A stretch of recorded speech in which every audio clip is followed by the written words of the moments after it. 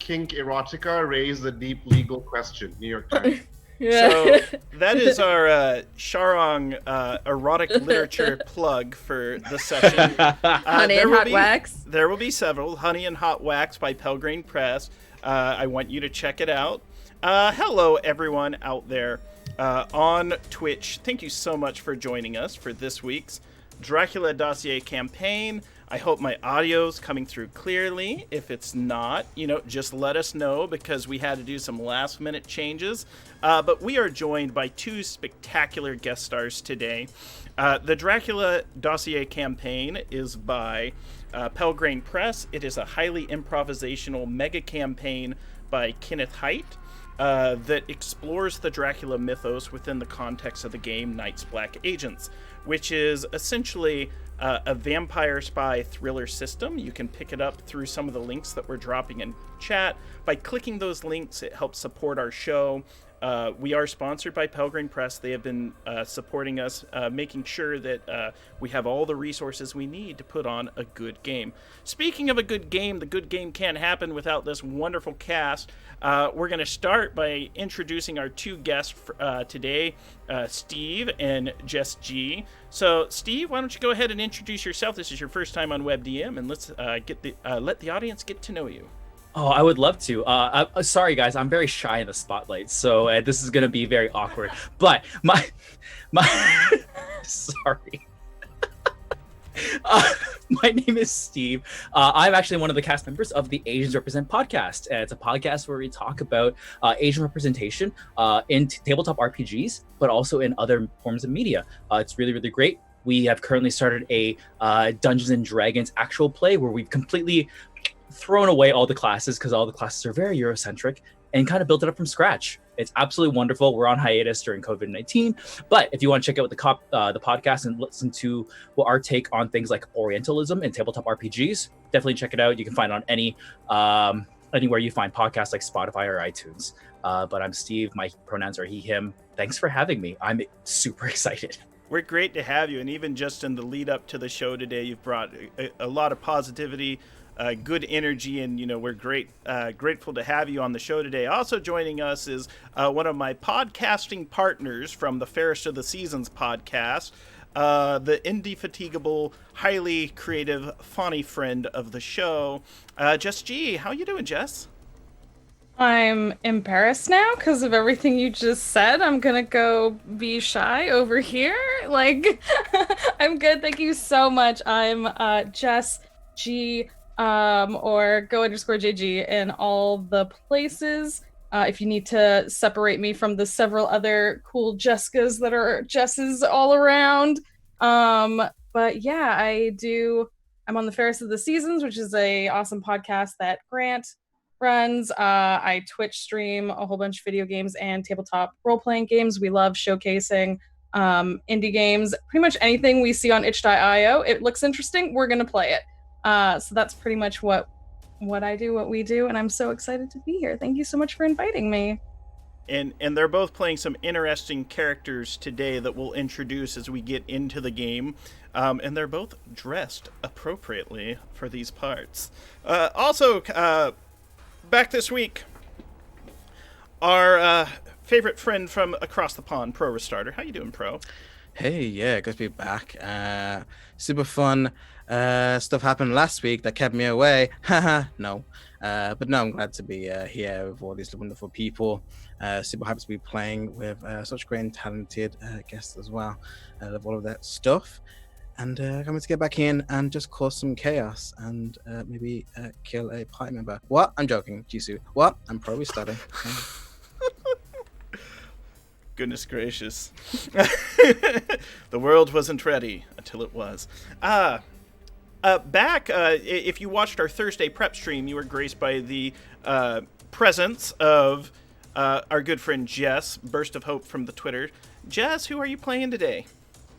Today I play Jisoo, she, her pronouns, just a humble hacker / rigger of tiny tools. And I love the fact that Grant's like, hey, let's have guests that are our friends that are super awesome. And I'm not going to tell you what they're doing here. And I'm like, yes, give me these mystery characters, please.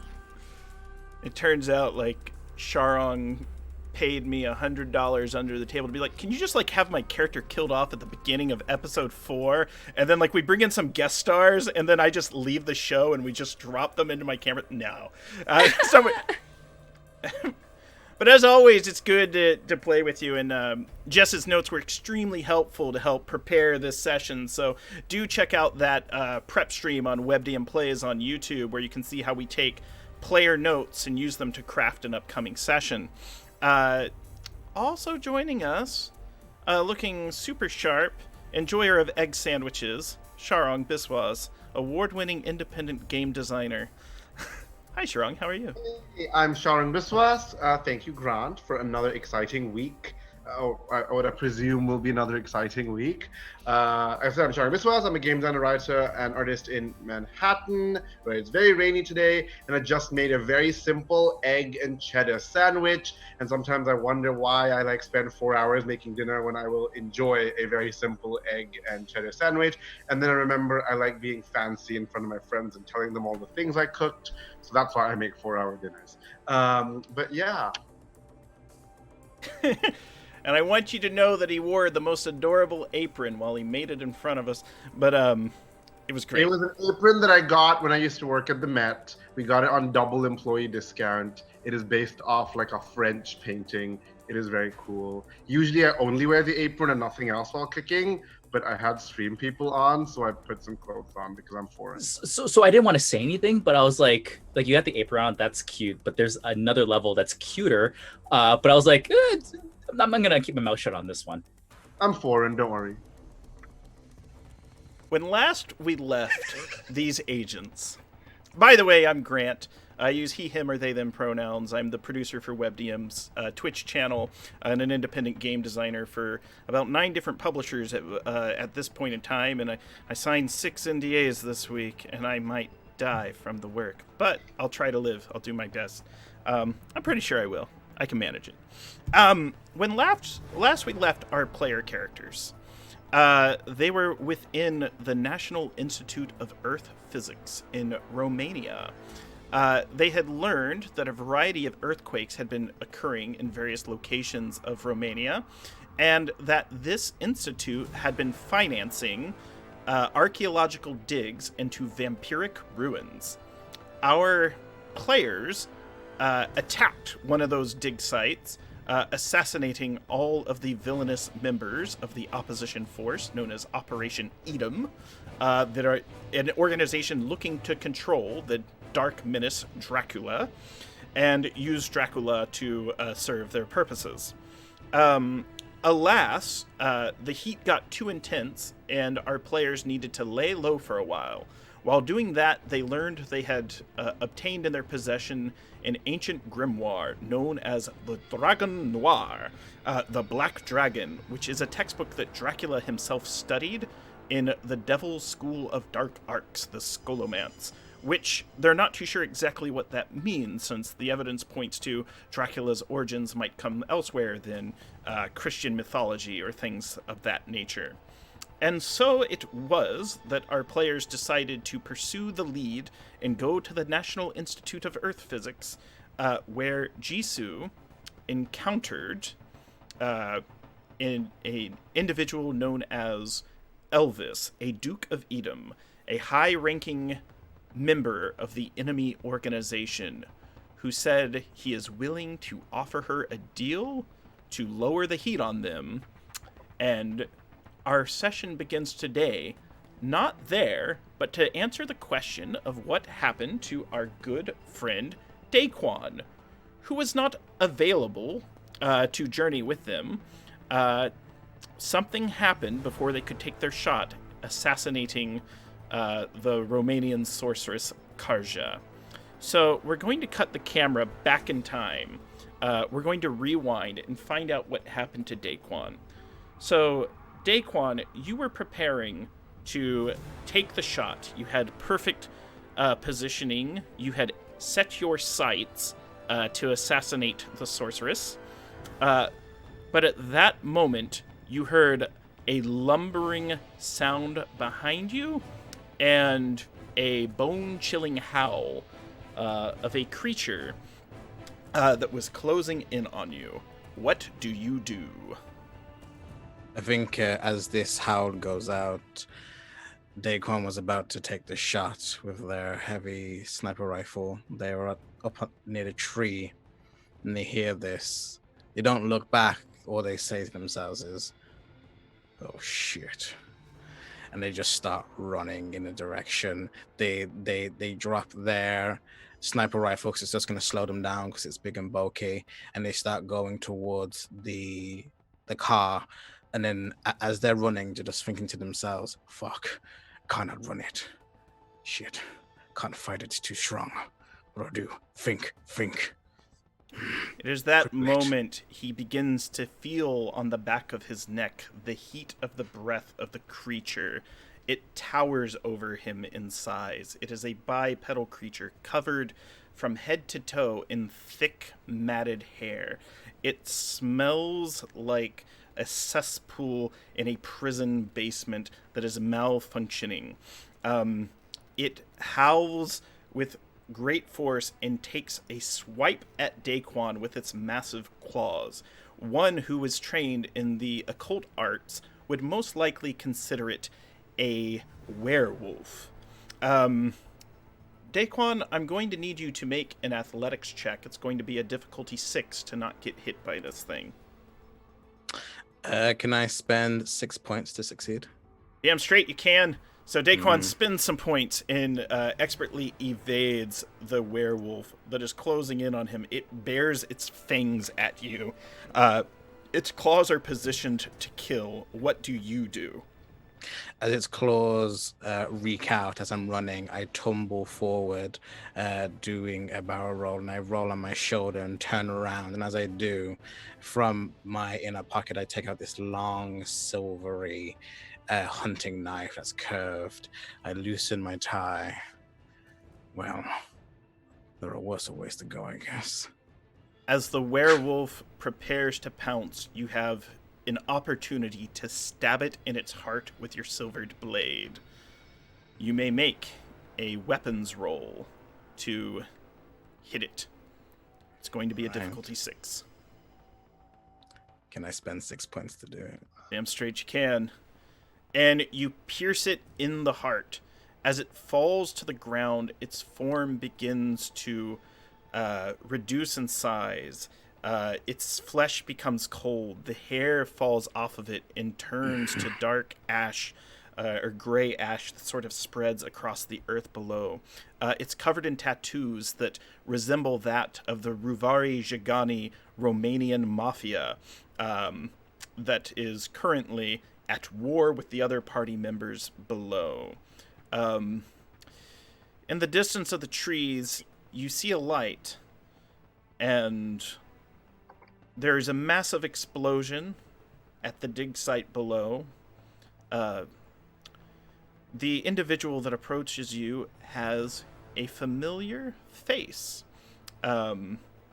This individual is known as Leandro. And Leandro is a network asset in the area that had been positioned should anything go wrong with the operation. Leandro is a member of your network, and your network specifically. Okay. He mumbles to you, he says, "Let's get you to my safe house till it's okay for you to poke your head up. I think the Big D is going to come down hard on this." For the audience, the Big D is Dracula. T. Lily nicknamed Dracula the Big D. So the Big D is going to come down hard on you. Daquan just stands up, kind of wipes the blade. Fine. But let's make a distraction so they don't follow us. And they're gonna take the knife, and in the last episode that I was in, I set up the car to explode. I'm just going to get the knife and just kind of throw it near a trigger.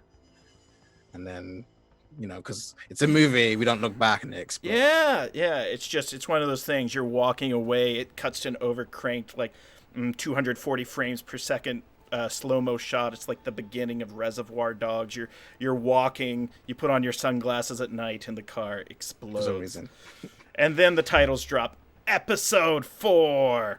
Now, You lay low for a while and you received a message. The message was from an associate of your current partner, T. This individual would be Varut. Varut, we're going to introduce you on the scene. You are going to be the individual that picks up Daquan from the safe house with instructions to get them to the to get him to the National Institute of Earth Physics. Go ahead and describe your entrance as cinematically as possible. I think Varut kind of shows up on a motorcycle here. So a figure dressed all in black with a helmet, and I don't think Daquan can make them out. Kind of like speeds up on the scene, skids on, and without like flipping up the visor and anything, like it's just a complete stranger. But you can hear shouted, muffled but shouted, "Get on!" And then a couple languages like begin to begin going through the "get on," and it's just like a stream of it. During the kind of like the middle point, they hop on, and they just put on the helmet, and as they slide it down, they just say, "You're late." There's no response, just like a kind of like a humph. And I think the motorcycle there's like a revving of it, and like the back of it kind of like swerves a little bit from the power of the vehicle itself, and then it just like screeches away from the scene. Nice. Your camera is going to cut as you're pulling up on the National Institute of Earth Physics. You would have had the opportunity to hit any supply cache on the way to maybe arm yourselves or prep yourselves. So think about some things that you might have prepared for the other party members. And at that point, we will break the tension and cut the camera to Francesca. So, also known as Frankie. So, outside the office where Elvis, Jisoo, and Dr. Miriam Salas, the head of the National Institute of Earth Physics, she comes out and her face turns on one of the aspiring PhD students that are working here at the Institute. Hello, Frankie. How are you this fine day? Oh, I'm good. I'm really good. I'm just excited to get back into the fields. I was getting some weird readings out there. The mud volcanoes didn't go at the usual time. That's weird. But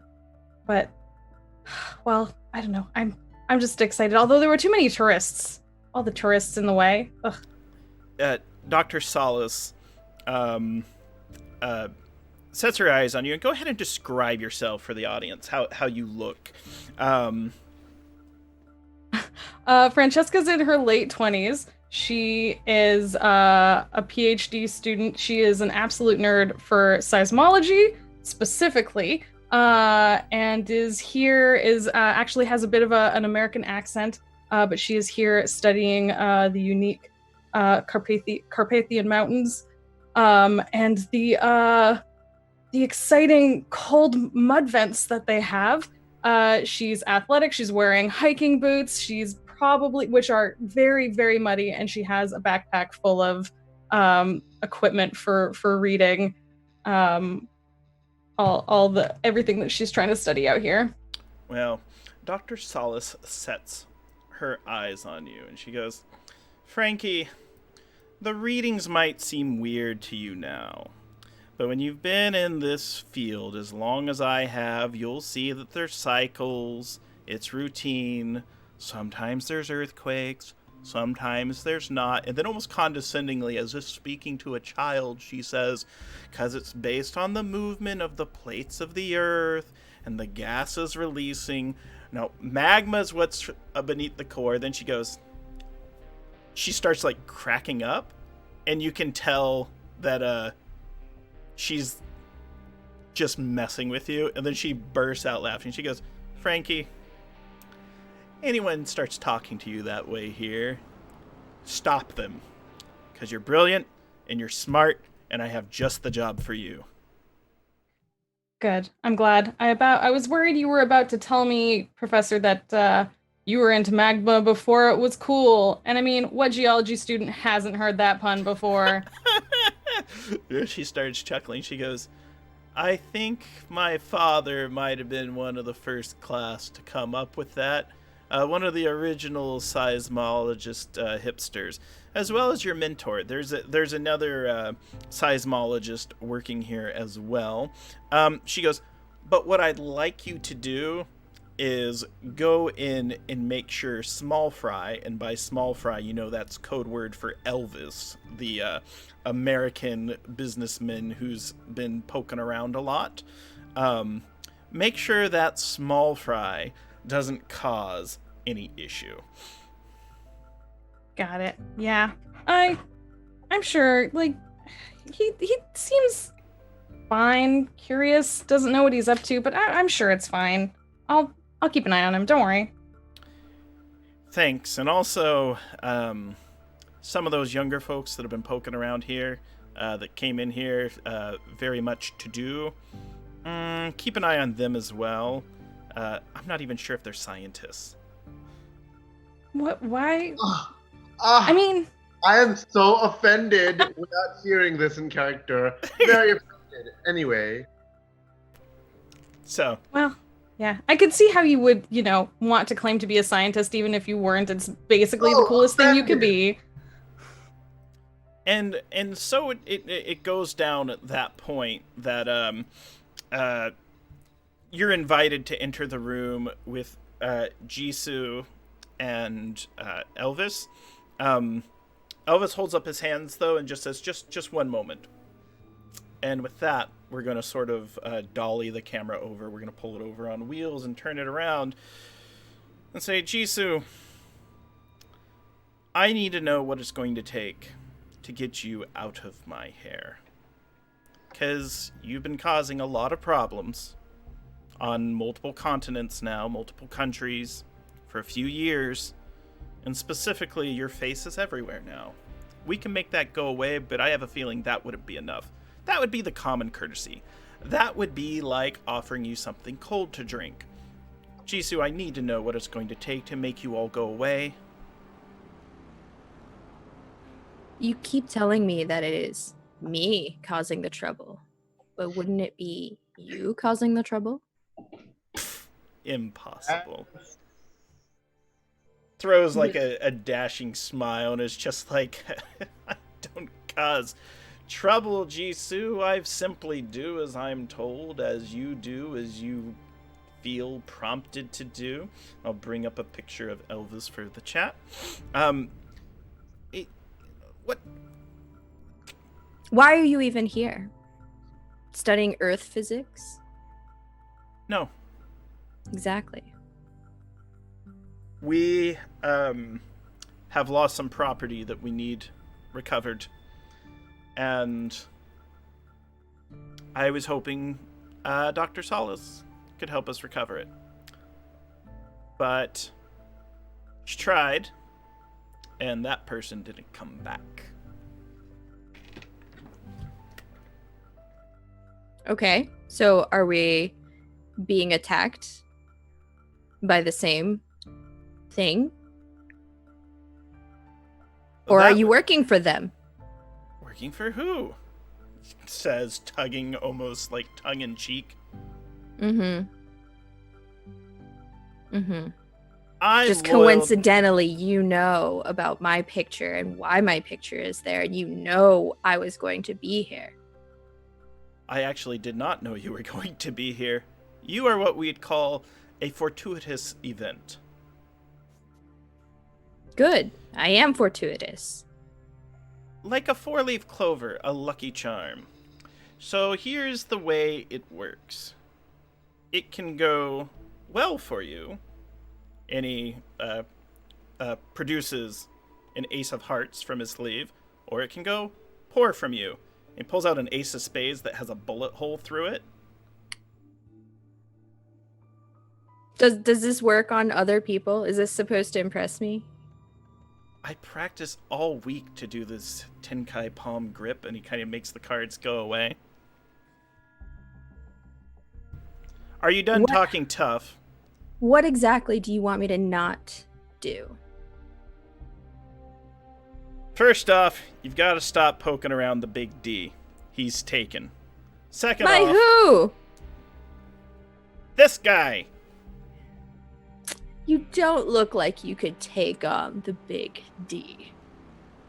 No, I just introduce him to people that can handle it. Huh. Okay. I work for others. Clearly. So you pawn off the big D to people who can handle it. No, that's one way to look at it, but I'd look at it this way. We direct Dracula at things that need to be taken care of. Right now, the world is on the brink of nuclear war. It's on the brink of terror, perpetual human slavery. There's a lot of bad things happening in the obviously. world. Politics, blah, blah, blah. All that thing. And the world's Dracula ending. takes care of that for us. And You you just gotta think- steer him that way. Oh, you think you are steering Dracula. 100%. Uh-huh, and it's not Dracula steering you? Why would Dracula be steering me? Why would he flip Antal's psychologist? Why would he put my picture out in the world? Oh, Dracula didn't put your picture out in the world. We did that. I know nothing about Antal. So you're posing as Interpol to put heat on me Yeah, for you blew trying up- to save Olivia? You killed 12 of my friends, he says with an accusing glare. They're dead. Did I, though? It was either you or your friend Daquan. Friend debatable. Acquaintance maybe. Valued associate absolutely. So, we're going to do a timeout out of character for a second. So, Yep. at any point, anyone else wants to come into the scene at this point? I was just gonna you're ask that. invited. Does Jisoo feel threatened or feel like things are not going well or anything? I'm irritated. This guy is so full of himself. And I'm like, cool. I just need to figure out what exactly, there's no way Jisoo is going to back off the Yeah. Dracula situation. And if that's what he's asking, I need a second person. Like, to... kind of want to Okay. spend some sense trouble points because Jisoo hasn't rendezvoused at the moment, at the time we were supposed to, and I kind of want to burst in and grab this guy in like a headlock and be like, "Who are you?" All right. So here's how it works. You come in. Antal comes in as they mention you. At that point, since Antal runs in, Frankie can go in if they want. Now, I have to, full disclosure, you are now going to be engaging one of the Dukes of Edom in hand-to-hand combat. Yeah. That Point for Jisoo. So I because we a bunch of us came in here together. Then she's going missing. We know it's risky, so I'm really worried. All right. So come in, and here's how it's going to work. There's going to be quick initiative, and so I need you to essentially roll a d6. Yeah. So my cherry is that in initiative I get to use sense trouble because I have a sense trouble of 8. Okay, I would say as well, just understand he has the same cherry as you in this situation. It's one of these things where we might want to just make a straight die roll. I'm gonna spend 3 points. Okay. He's going to go ahead and spend 5 points. Okay. So, Oh. do we tie? I'm going to let you go. We'll say you win the tie. Okay, sure. And I'm going to I'm gonna in one go, I'm gonna kick the door shut behind us and then grab him in a headlock and an arm lock, like a Krav Maga body lock. I don't know if those exist. Let's say they exist. And hold him so that he can't move or do anything is the aim. It's not as much hurt him, So should I make a hand-to-hand roll? Yes. Okay, so I have my 10 hand-to-hands. How many points should I spend? No, slash first, right? Slash R.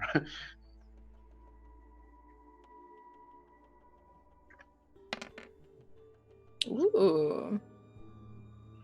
All right. He's going to attempt to move out of the way and dodge you. Okay.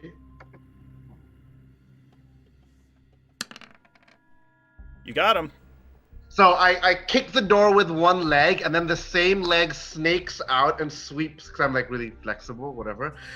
Snakes back around and sweeps his legs under him, and as he falls, I grab him in this like whatever arm lock, which I can't even imagine. But I grab him in this like arm lock and neck lock. Yeah. You've got him. And what he does is he reaches for his knife to stab you. Or at least put you in a position where you feel it touching your organ. He doesn't want to kill you, especially not here, Okay, because perfect. that would mean murder. And then Is you'd his have knife digging into me? well, Like, is the it touching? I can feel it now. we're going to see. So he's making a roll. If you want to try to like resist and like CQC the knife away from him, I want to go ahead and make another I want to roll. try and press at his wrist so he drops the knife. Okay, but understand right now you're doing a defensive motion. It's Okay. you may not be in control. Sure. So what do I've never done this before. So go ahead and do a hand to hand, and Okay. let's see if you beat a 6.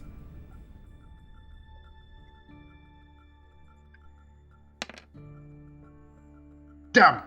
You don't. So essentially, he has it. So and I'm gonna say it's like this.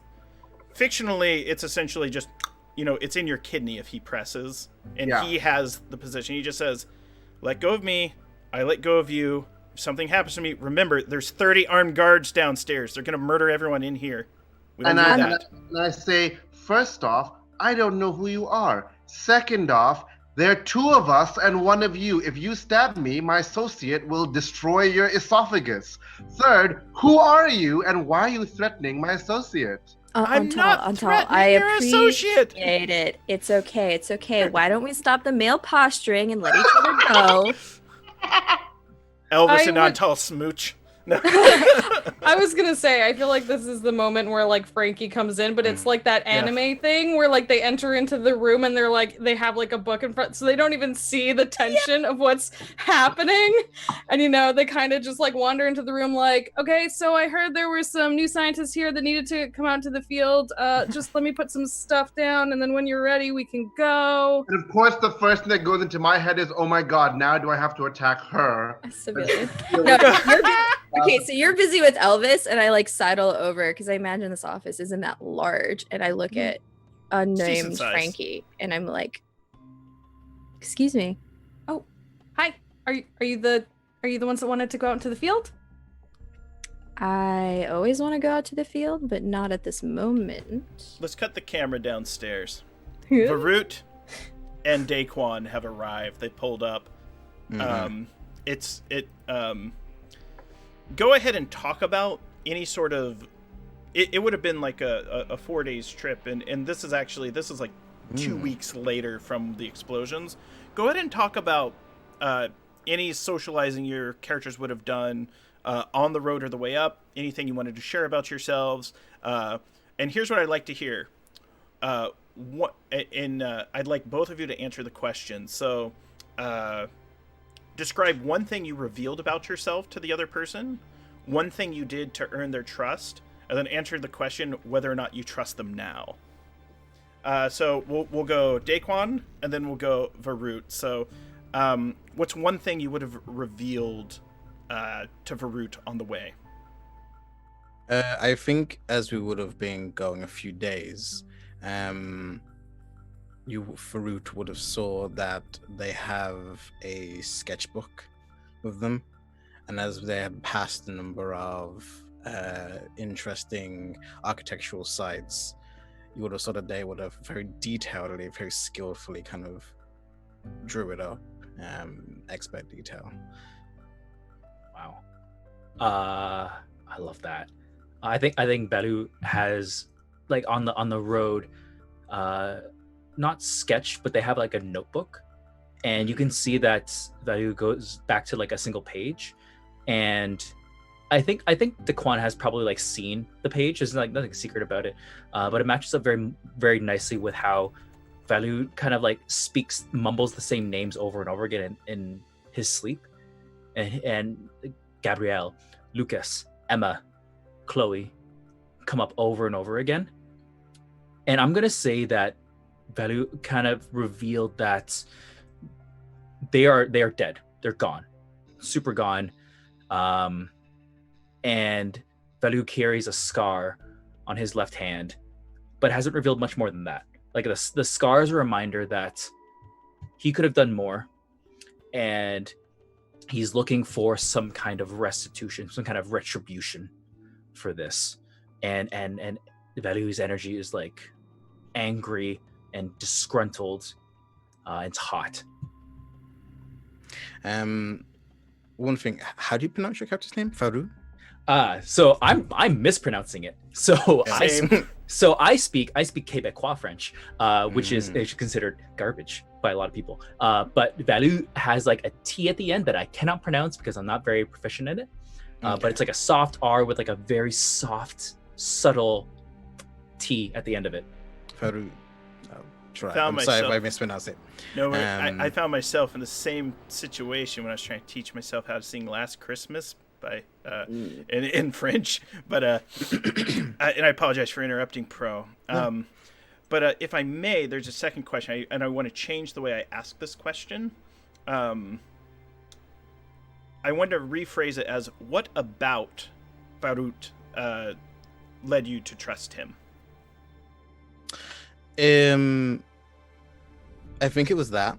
So the names and the scar. So I think as that was kind of gone on, they would have told you that they also had that same situation happen to them. They had a company that they had trained and knew, and they had lost a bunch of people that they couldn't do anything about.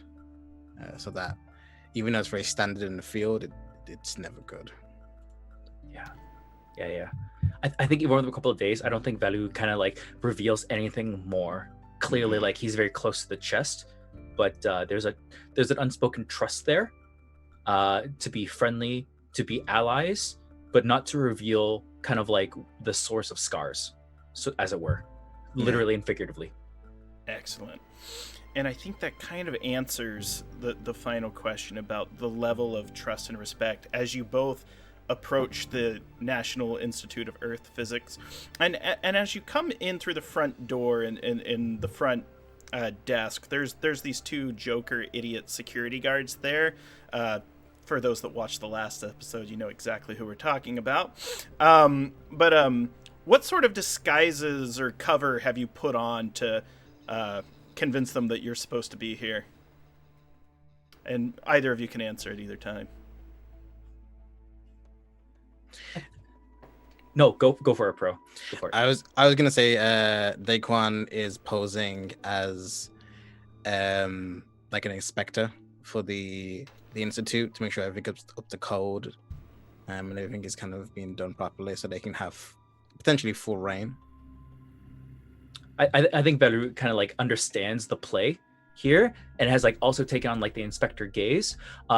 Maybe he has put on like a tie or kind of like put on a little bit of perfume, something to signify that he is well-to-do, despite the fact that he doesn't really have that much money left. I'd buy it for you. When you come through, they take a look at the two of you. They're like, "Oh, you're with the petroleum company, aren't you?" Like they're instantly just like brought in. They're like, "You're with that gas company, right?" Yes. All right. Yeah. You're expected upstairs at Dr. Solis. You can go right to her office, which where everyone else is at right now. Can I just say that these like two buff, dangerously looking people are just wearing these like nice suits and we're like, yeah, we're inspectors. Hello. Yes. It's the power of looking great.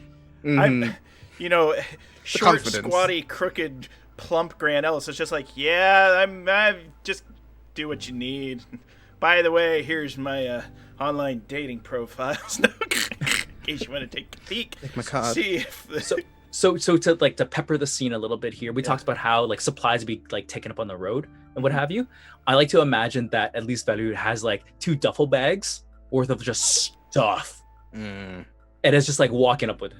You know, Inspector duffel bags. They're Inspector duffel bags, and it wouldn't be too unusual. This is like a scientific organization. They're used to like say bags and equipment and coming in. They're just they're probably here to do the demonstration about the new like monitoring equipment, state of the art, really technological. It would take a scientist to explain it, like that Lebanese chap that came through here that they put Antal over as a great scientist. You've got 2. You're muted. My cover identity was French-Turkish, not the French-Turkish chap. They're like the French-Turkish. I imagine as you come in, Frankie's there. Jisoo has sat down the 2 boys, so they're like sitting across from each other now. And they're like, I'm like glaring daggers at him. Sometimes when Antal grabs me, it hurts my feelings. And it's like, Antal, what do you think about it? Sometimes he needs to be grabbed. But I imagine... Remember, I feel very protective of Jisoo, like, all the time. Even though Jisoo is more than capable of murdering people, yes. I'm always like, no, I will protect my hacker, right? So, I love that we're 4 episodes in, and Antal has not actually seen Jisoo do anything, right? Like, you were behind the door when I was, like, jujitsuing this one buff guy. You were in a hole when I smited the sorceress. It's great. This is beautiful. Checks out. Elvis has put it this way, and Jisoo, if you have any interpersonal points you want to spin, Elvis is willing to turn a blind eye to your Dracula investigations. Mm-hmm. He's like, this is more trouble than it's worth. They're growing up out of the ground. If anything happens to Elvis, he's not worried because there's 50 Edom there at the facility that would be like, yeah, they'll just kill everyone, move on, and the missions will continue. But he's really not that interested in messing with you all. Like he's got his own hopes and dreams. Sure. So I know how to handle Elvis. He's sitting down, and I will approach him. I'll stand above him, and I'm gonna spend a point in flattery and spend a point in flirting. Ooh. And I'll look at him very close in the face, and I'll bend over and I'll say, Elvis, clearly you have your own agenda, and there seems to be some crossover with mine. You have a legacy. Edom is here, but we have the dossier. So why don't you just look away and maybe allude to where to steer away so that I don't get in the way of Edom? So Elvis's cheeks flush in that adorable anime way as he kind of gasps and his mouth gets little and he kind of quiver backs a little bit. And can I open the door at this point? Yes. Yes. He says, in order to look away, there's something I need you to do.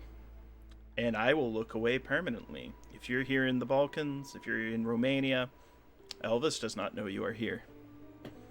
As Daquan comes through the door, his head turns slowly. He looks at Varut, looks at Daquan. He nods, and he looks at Jisoo for approval, almost as if he can keep speaking as Daquan comes through the door with Varut. I quirk my eyebrow at Varut, and I'm like, it's fine. And I think there's like a moment of just like, and Valu says kind of like under his breath like, maintenant il est à 5.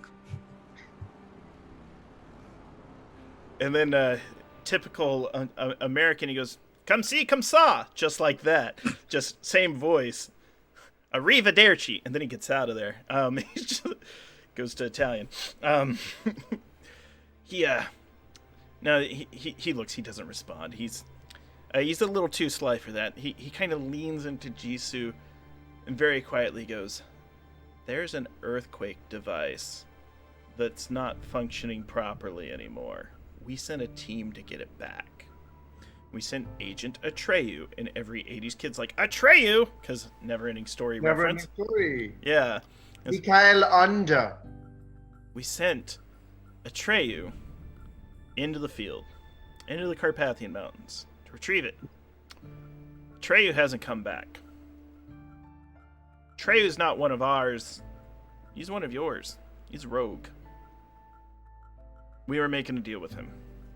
The name Atreyu resonates with Varut. You know, they were a good individual. You know, safe, cautious, down to earth.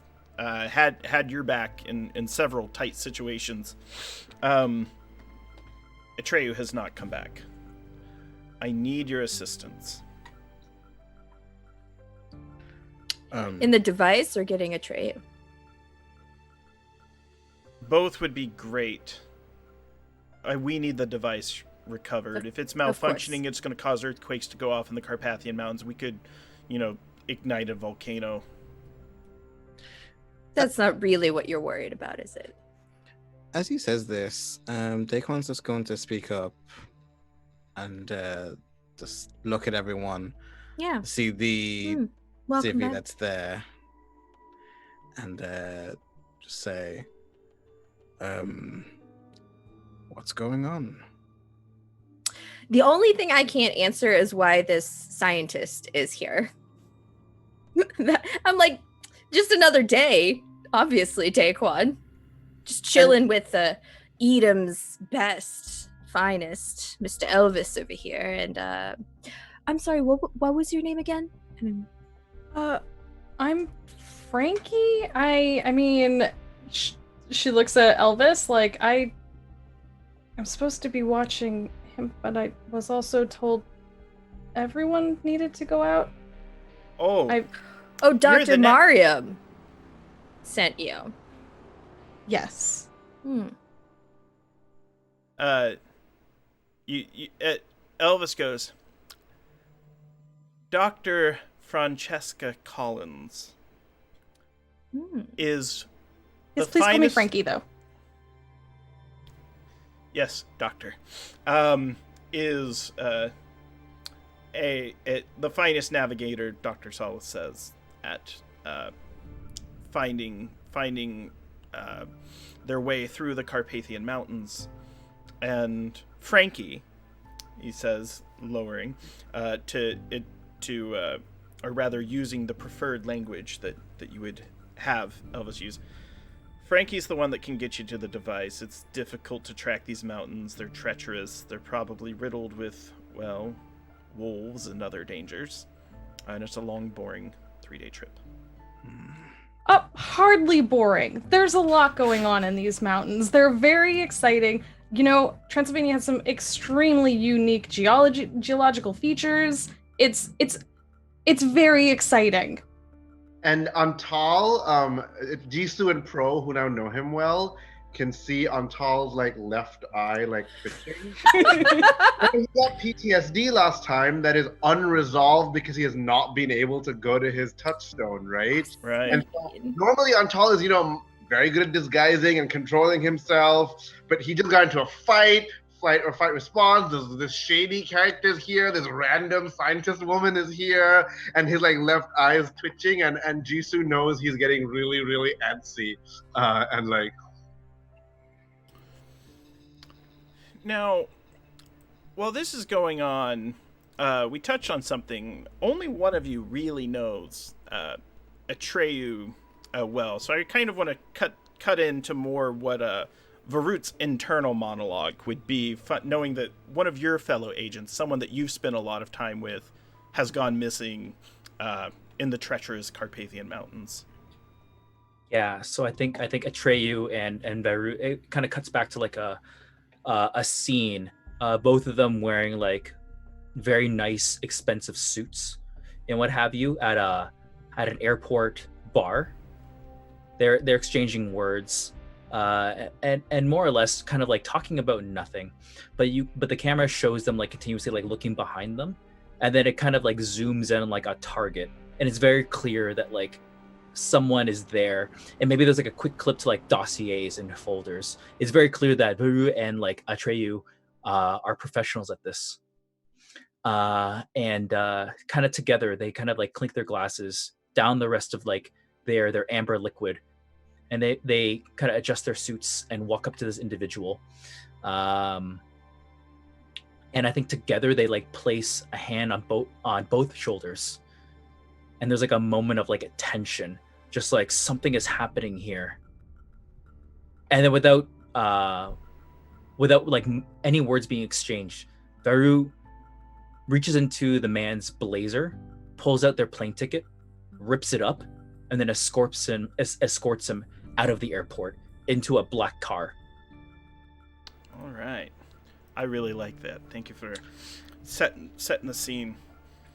And as the camera, I'm just Yeah. taking full narrative control. Fuck it. Yeah. As the camera like kind of comes back, Valerie has like taken the duffel bags and like placed them on tables and what have you. They're still zipped up, but Valerie looks not like the flashback at all. He's a man who's like, he's tall. He's like 6'2". He looks to be a mix of Asian and maybe something else. But he's big, and he reaches into his pocket and he drinks from his flask. You can see that like he hasn't shaved in like days. There are bags under his eyes.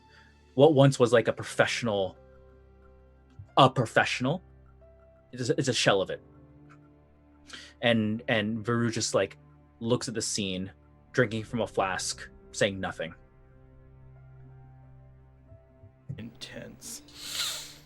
So we take that energy, and Elvis looks back at Jisoo and says, "It's a 3 days trip.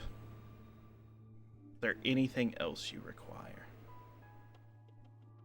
We take the heat off of you. You can travel through my turf, our turf. It's the group. Without Edom observation." Sort of looks over at Daquan, who he's worried might have another silver knife ready to cut him with. Looks back at Jisoo and says, "Is there any personal favor I could provide?" Okay, pause out of character. Jisoo, like, to let the table know, Jisoo absolutely has a personal favor to ask, but I want to make sure everyone's okay with it. So Elvis is obviously from Edom, has power in Edom, and Jisoo, aside from like being deeply invested into vampire lore and trying to figure it out anyways, the reasoning behind it is there is a long lost partner that she doesn't want to believe her partner is dead. So Like agent partner or like romantic? no, romantic partner. Cha-cha-cha. Right. So she's been gone for a few years, and she could have sworn she saw something in the night take her away. But so it's either vampires, but now she's worried that Edom knows so much. Like, who the fuck are they to know about Jisoo so much? So it's like, Yeah, because Jisoo's really good at covering her trail and stuff. Yeah. yeah. So she's probably about to ask Elvis about her partner. Does anyone else have any requests or issues to ask? He's only offering you. Okay. Yeah, it's one of those things where he says everyone else will have a way to get in contact with me if it requires. Little this, little that. And you notice he kind of dabbles with his phone a little. Looks like he navigates through a folder. And you feel your phone vibrate.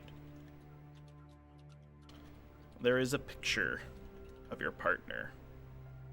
You being an expert would be able to check the metadata. That Oh my photo God. was probably taken in the past 2 weeks.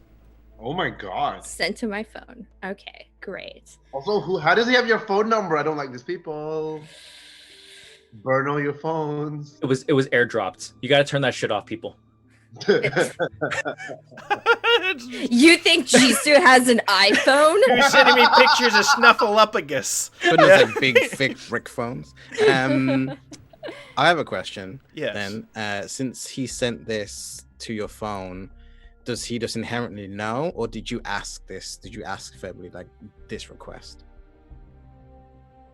I'm assuming, Grant, you just flash forward. Like, if I ask this is what's happening, or Yes. did it happen before I asked it? Because that would be trippy as fuck. I'll let you decide. Okay. If I didn't ask it, I would immediately drop the phone upon seeing the picture. If I do ask it and then he sends the photo, then we might have some words. If you drop the phone and get startled, I might lunge at him again. Just saying. Oh my god. Let's Okay. have the second one where you might have some words. Sure. Okay. So I ask him about my partner, and I see this picture.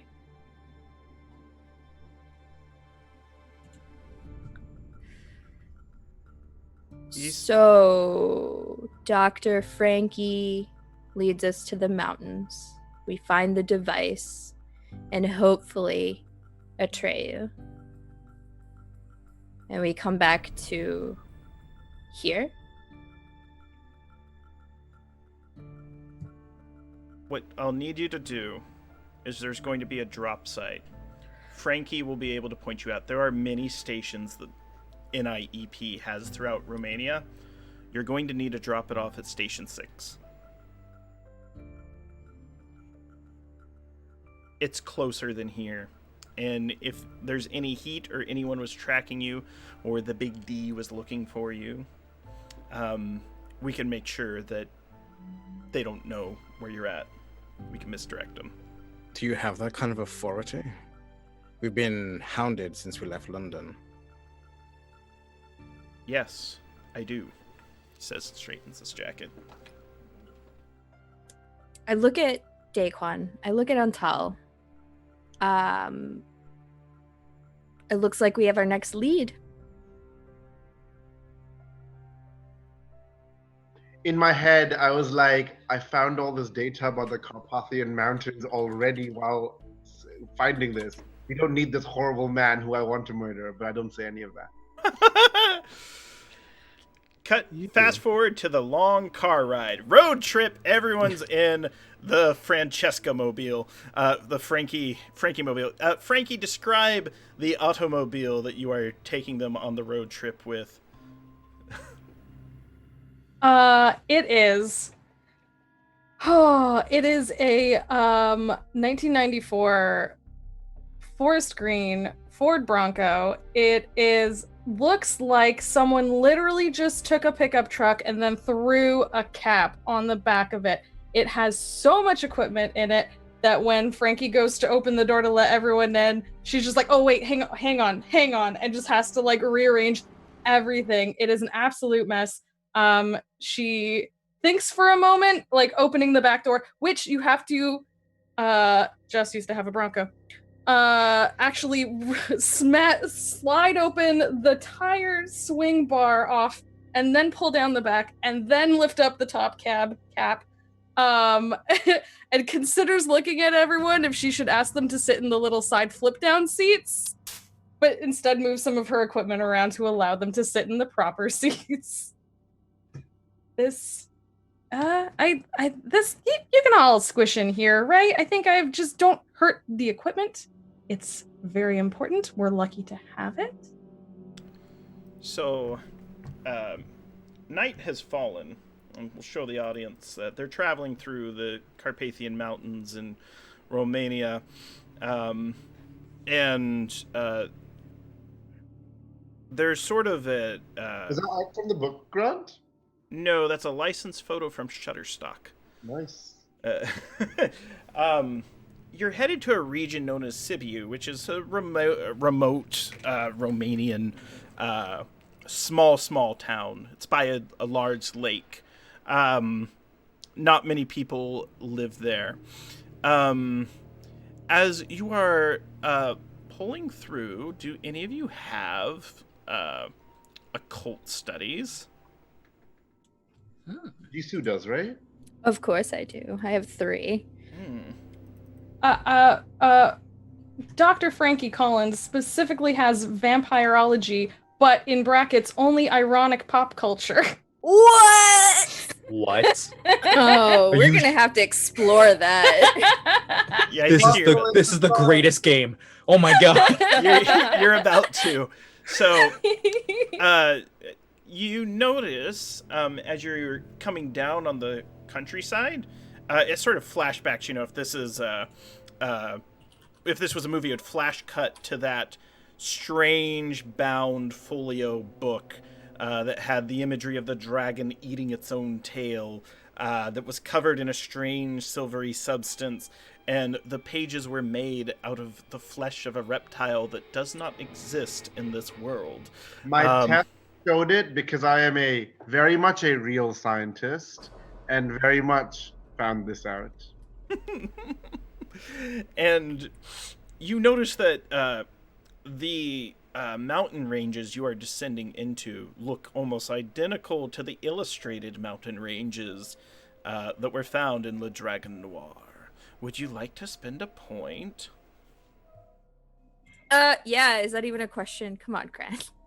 Come now. I'm like looking off into the distance and I'm like, that's so Raven style, like flashbacks to the Dragon Noir, and I'm like, You are headed straight for the legendary location of the Scholomance. Now, the pop culture vampirology that Frankie would know is the Scholomance is a popular instance in the World of Warcraft MMORPG. Oh Yeah, my god. Now, Oh my fucking now, cut back. There's rumors for those that actually track these strange vampires that there's rumors that the modern day Scholomance uses MMO chat functionality to teach each other actual dark arts and pass sorceress spells in the fictional game space of the online world. However, outside of the World of Warcraft, you are actually headed to the actual Scholomance. It's a multi-day trip, right? Yes, it's 3 days, so this would be the first day. I make a point to sit next to Jisoo because I'm still feeling very like upset and like all this and yeah, I still haven't had a chance to like talk to someone and he's like we're going on this mission with this mysterious thing which might be the enemy we're trying to like defeat, who we like blew up, and then lightning from the sky and explosions next to me still happen. And also, where the hell was Daquan all this time? Like, where the hell was he? What was he doing? Antal is not happy. His left eye is twitching. He has a thermos full of coffee next to him that he is very noisily drinking. Yeah. It's great, and it's intense. And I have a question for Yes. Frankie. Frankie, on the first night, Varu smokes a cigarette in the car. Does anything? Did she react? Is she cool with that?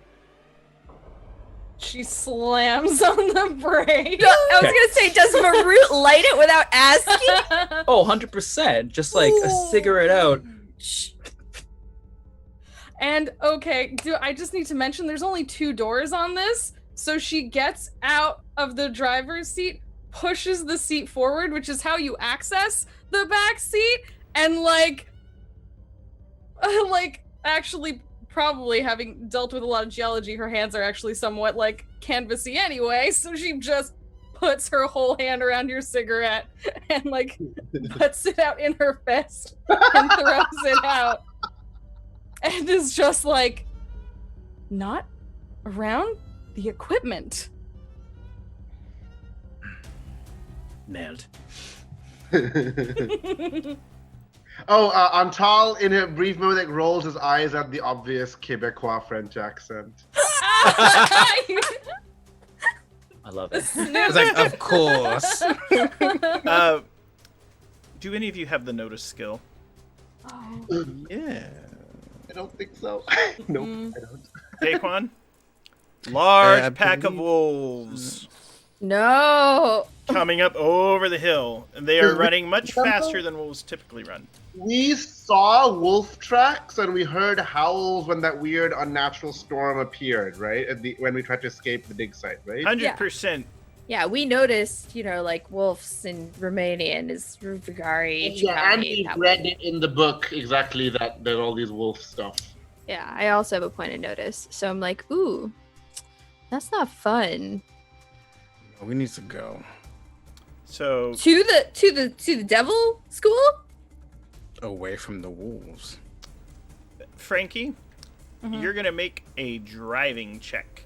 So the Okay. way this works is you either have points you can roll, or points you can add to your roll, or you just roll 1d6 straight. But this is essentially, you have 5 points in driving, looking at each character sheet, so you can spend as many as you want. The difficulty here is 4. Okay. Can I use 3, I guess? And Yep. then I'll... 3 and then roll your die, and that'll be enough to get you over. Okay, let's... Hey! There you go. Describe how when the wolves come and you're like, they're always in these mountains. Why are you shook? These people. Oh This my casual God. doctor is like, oh, hi. Yeah, no big deal.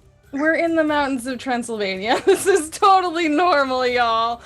Just gets back in the car, all kind of huffy from what just happened, not even caring about the wolves, and then just from a full stop, just foot down, takes us out. Great. That's wonderful. And And then when Antal does that slight, I am surprised but impressed by this person look that he always does to T. You see him briefly do that to the driver, to Francesca. I mean, brilliant. On the morning of the third day, and we'll bring up a picture of this. The group, essentially,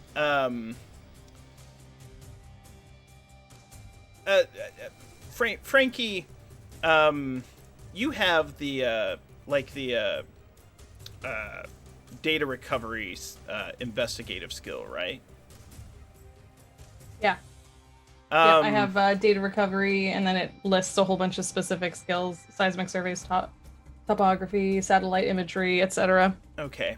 You know that you're getting close to the region in the mountains where you will, where the malfunctioning device that Elvis told Jisoo about is. You're starting to pick up those readings. If you'd like to spend a point and you only have 1 in the data recovery, I'll give you a little more information. Yes, please. I'd like to spend that. There's also an unusual amount of toxic volcanic bacteria that's known to be in this area. So people want to use caution when they enter. Now, we're not saying you have to come in fully dressed in hazmat suits, but they're going to want to be careful what they touch, or if they lean on rocks or things of that nature. Okay, so we are getting to the right area. We're almost there. My readings are showing that things are a little bit overactive, so when we'll get there, you'll know, because it kind of just looks... Well, it's kind of barren because nothing can grow there because it's so acidic and poisonous. And it might be especially so right now. I'm not sure why, but yeah, just be really careful. Don't touch anything. If you hear any bubbling, kind of move in the other direction.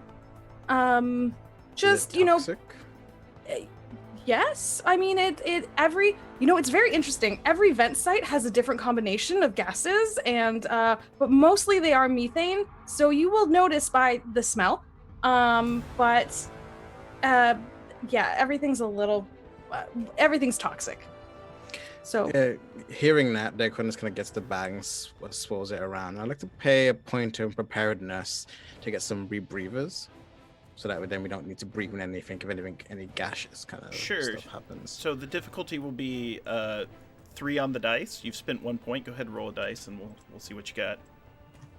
Here's where I roll a 2. All right, let's get it done. Boop. D6, go. Nice. I just made it. Nice. Brilliant. So, and if you could double check to make sure you have your 3D dice turned on in your automatic roll. Just double check. I didn't see it show up on my side, but it might also be my roll. There, one. it's just a little slow. It's just slow. It's just slow. It's sleepy. It's tired. I've been on the road for 3 days. Like we're all like a little beat. I mean, it did barely make it, so. Yeah. So- Antal already drank all the coffee. There's none left for the dice. Yeah, he's getting very crazy. Everyone has breathers and gloves and long sleeves if they want, and long pants. We'll say there's just kind of some PPE that's been provided. Pulling up on the screen for the chat and the viewers on YouTube and Twitch, this is the region they're in, Sibiu in Romania, and they are actually coming up on a very similar lake. So pretty, you guys. That's the thing I learned about this game when I was looking up. I was just like, oh, it's Dracula. It'll be spooky. It'll look like, a movie from the 50s. Everything will be black and white. No, I want to go on a vacation there. All these places, yeah. I was like, this is beautiful. It's a shame there's werewolves that'll kill you in this. Dracula to me is all about the horror that lies within beauty. Oh. Somebody I love it. clip that. That was delicious. The real Dracula was the friends we made along the way. Colin in No, the chat, I Grant, think. stop it. Stop. Don't encourage Colin. For the trailer for the show, make sure you have that line, the horror that lies within the beauty. Now, there is a city there, like a far remote resort city, if you wanted to go to that city before heading off into the mountains. There's also the mountains themselves where the malfunctioning device is, but I'm going to leave it up to you to tell me where you want to go. We should set up a base in the city. Antal's not a country boy, wilderness boy. We should set up a place in the city to retreat to, just like we did with the mining people. Right? We went into that village or whatever. We should, Yeah, should do that. I will look, Jisoo will look at Frankie and be like, Doctor, you've studied here. You're aware of this land, and it smells like a cow's arse, right? So, have you Most been people here? find it smells like eggs, but that's interesting. That was cute. Do you have a test site, or are you aware of? Do you have friends in the city? We do have several locations where we already have some things set up. Grant, the one we're going to specifically, there's already some set up there. No, we haven't. The place you're headed to, is there is almost nothing there that would be beneficial to you, except what they know is a device was placed there by Edom, which is the enemy rival villainous organization that they're in conflict with. That device is malfunctioning, but in the city itself, that's typically where the geologists, volcanologists, seismologists all hang out. It's a pretty nice resort town too. Grant, I have another question. Yes. So from Beirut's perspective, could this be succeeded with a smash and grab just for the seismic device? Could we just kick down the door and get this done in a day, or is it really a multi-day expedition here? It'll probably take you most of the day to climb up the mountains, but honestly, get in. It's a lot quicker going downhill than it is going up. So it's you just get up in there, and should be no trouble. That said, do any of you have any vampirology? Frankie! I have 2, and real vampirology. You might run into a number of mobs that could be above the group's level in the Skolomance instance. No, it's... Wow. I love that. Yeah. So on my sheet, I have a tick on vampirology. Is that what is that? Yeah, so you can spend a point. So here's what you would know. There's two things. This place is either real or a fake. your guess would be you won't know until you get there. Might be good to use some caution, but anything that is thrown your way, you can handle.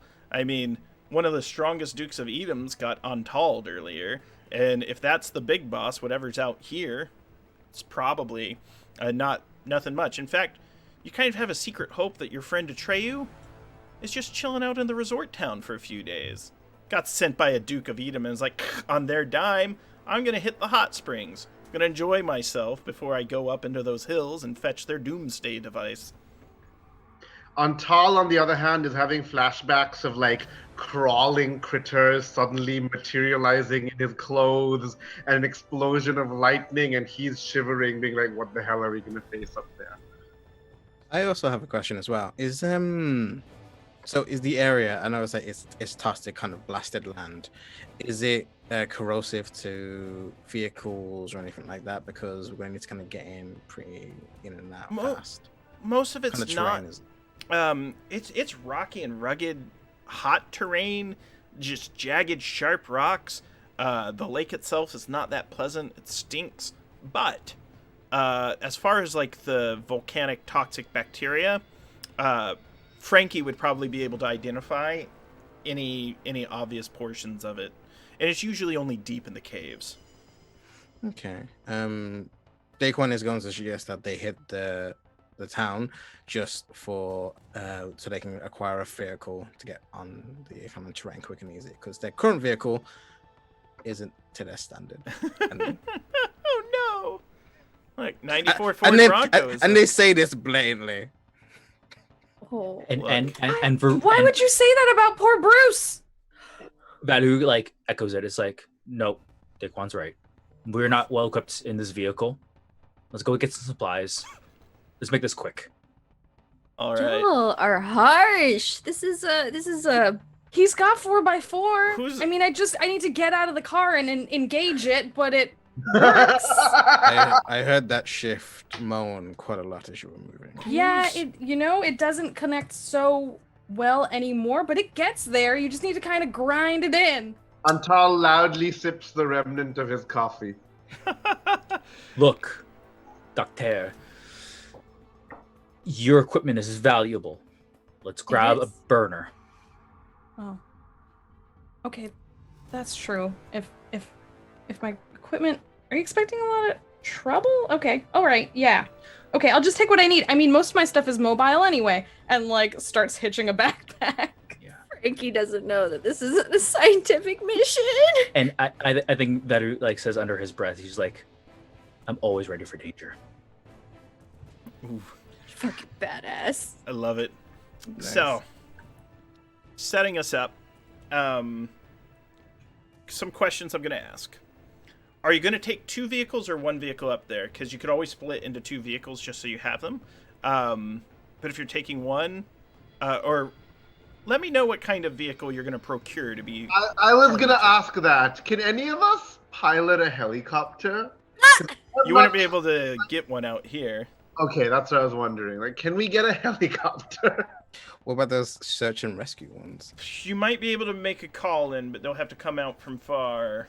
That requires giving a favor and giving my location. You're like 3 days away from the nearest, like, Yeah, I don't know if you have way time out for that. there. No. Just a kind of like a full out terrain, like heavy duty vehicle, I think. One that's easily maneuverable for me. A battle tank. Got it. So what would it take I to can get drive multiple one. vehicles? We would do either a preparedness roll. Also, the party is loaded with cash and a variety of currencies right now. They just need to say, this is what I'd like to drive or take. Automobiles and cars and vehicles are pretty easy to come by. I mean, the resort town might not have the best choices, but you could probably offer literally a stack of bills to someone and they will sell you their car. And there's probably some nice ones because it's a movie. Batmobile, things like that. I'd probably just do that. Get like the best thing that I can get that would fit the terrain. Me as a So player, like a not- Humvee. Yeah. Okay. You know, I was like so- a Lamborghini. Damn, you fancy. That wouldn't Lambo. really be good there. Can we also procure some mountain bikes? In case we need to make solo, I was actually thinking that as well. You can do that, and you can get a bike rack, put them on there. It's like a family vacation. Yeah. So it's like, me and the fam, we're headed up. Oh, we can be those British tourists all over again and put those accents on. Yeah. We're gonna be sensitive to our fellow British players. Are you? So we're gonna. Do you think we would have time to refresh my non-investigative abilities? All abilities that have not been spent this session will be refreshed. Mm-hmm. All of your general abilities. If you spent any investigation points, they haven't refreshed right now. But there's been enough time. You've been resting for days. So, for example, some of my hand-to-hand and sense trouble that I spent earlier. All of your generals back. All the generals get back. Okay, great. Okay, cool. When you let me know when you would like to head up to the location that Frankie has pinpointed as. Do we have some time? Does the team think to ask around? We don't know anything about this place apart from there might be a machine there, right? So can we spend time in town to ask around about anything going on up What would there? you like to? So Yeah. here at the resort town, Yeah. there's not much going on. And they're like, no, people run those hills, and this is just a place to come and relax. But they say most people come here. They have a nice art museum. People here are very religious. There's rumors that if you cross the bridge into the city, and if you speak a lie, and have ever spoken a lie in your life, you might die when you cross the bridge. And yeah, they're just telling you local legends. You'll die. You'll die. If you speak a falsehood at that bridge, there's a very good chance that you'll die. But there's also an exhibit in the Museum of Hunting Weapons and Trophies of a vampire hunting kit. I would love to check that out if there's time. And I know, Like a tourist kit? I know Daquan likes weapons, but I'm curious about this vampire hunting thing so close to the supposed Skullomance. That's not unusual at all. So, if you'd like, you can get access to the museum. Luxai's not with you all. I was gonna say, because Luxai would get you in no problem and probably get you into the preservation room and things like that. No. I tried to grab him by the scruff, but he went off with tea. He just toddles off. Was he the one who went to Cambridge? Yes, the very same. We don't need him. Out of character, Jess found Luxai referenced in the Dracula Dossier, the unredacted book, and was like, gosh, this worm has been hanging out with us. Yeah. They mentioned his many television appearances. So, Sharung, it's not too much to get there, and there's a variety of wild game trophies and things like that, and there is on display under glass a small satchel. It's a Gladstone bag. Looks like it's made out of ox hide, really thick animal leather, and it's about yay big, the size of a basketball almost. And faded on the front, it's A.V.H.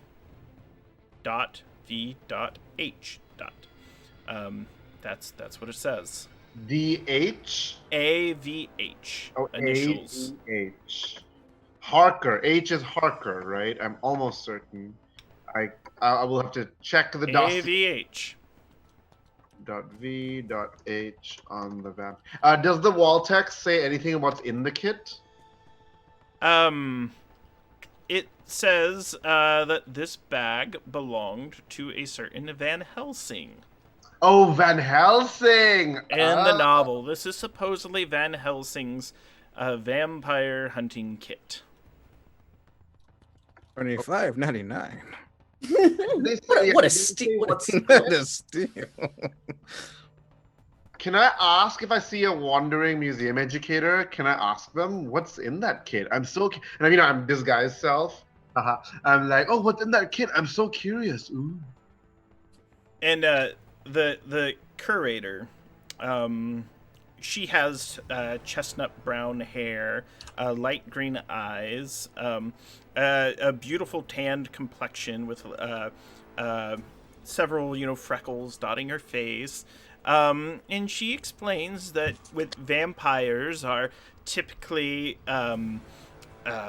they're scared of holy objects. So inside the kit is the sign of a cross. There are a number of vials of powdered flowers of garlic. There is a stake and a mallet to drive into the vampire's heart. For doing so will kill the vampire, this undead creature. And she explains that there are also 6 silver bullets, 1 for each chamber in the revolver. Oh, thank you. And I remember that Jisoo did poison the vampire with holy water. So, interesting. Okay, so nothing like wild though. So I'm like, thank you so much, and I leave. Can I? Would Jisoo have come with me to the museum if I asked her to? If you asked, Yeah. right now Jisoo's like thinking- very one and done. So Yeah, like if you asked, I'll go. Tal is feeling very camaraderie like with Jisoo, especially because his solace is gone. Yeah, for sure. Yeah. Transferring his like, who do I trust, and I think it's becoming Jisoo right now. So I pointed out to Jisoo, and I'm like, okay, and then we can leave because there's not much more. Well, she just thanks you so much for showing interest in the exhibit. We don't get many travelers. Where are you from? She asks. So I'm doing my scientist cover still, right? My French-Turkish scientist. So I tell her, oh, I'm visiting Romania from Paris. I'm checking out, and I'm working at the institute for a research project. She says that she absolutely loves Paris. She went there once when she was a girl on vacation with her family, and it's just a marvelous city. Really, it's a jewel of all of Europe. But she does say, if you ever want to come back, the museum is open. This exhibit will be here for the next month. And she looks forward to seeing you again. And I said thank you very much. The next month, is this exhibit travels? Yes, there's rumors that someone is coming to collect it. We have it on loan from a wealthy individual. So normally museums display when something's on loan. In this case, does it say who it's on loan from, or is it anonymous? J.Q. Harker. Wait, is that because there are multiple? Not Harkers? the same. No. Not the dead one. Okay. No. So as we walk in code, I'm like telling G, like in real life, I'm telling Jisoo, like, I would love a pint of chocolate ice cream from that wonderful thing, when I actually mean we need to steal that kit. Oh, honey, of course. Dun, dun, dun.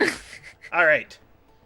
We're going to cut scene. If there's nothing else anyone wants to do in town, and we want to go up to the smoky, steamy, crag-ridden entryway to the cave that claims to be the school where the devil teaches the dark arts, that is what we shall do.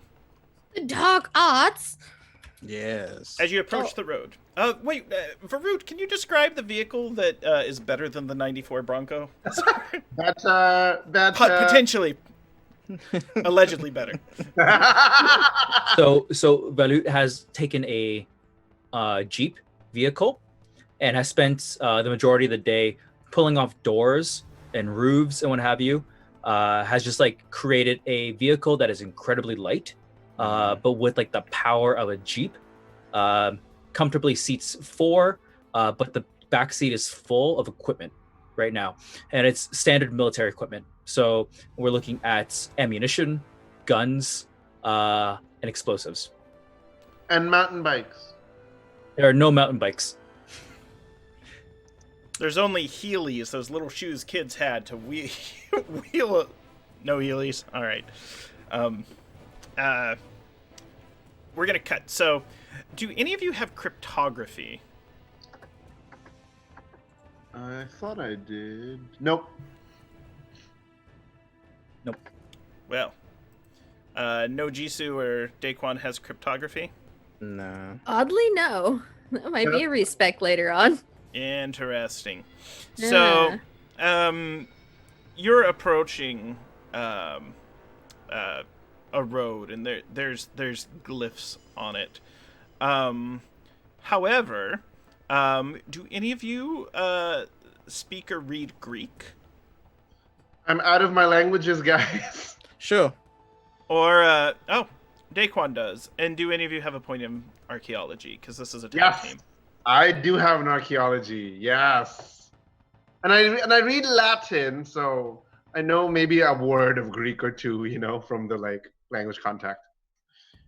You come to the road that leads up to the cave, which narrows, and there is a stone slab in front of the road. And an archaeologist notice there are unusual dust formations that have formed on the front of this slab, and if you do a little dusting, you can clear it off. And underneath, there are Greek letters, and it speaks a word. Tartaro. The one knowing Greek knows that this refers to Tartarus, the ancient hell of torture and giant monsters. That's welcoming. As you head up the mountain, you do come to the large smoke-filled cave. There is a gas of fumes coming out of it. I assume everyone is wearing their personal protective equipment.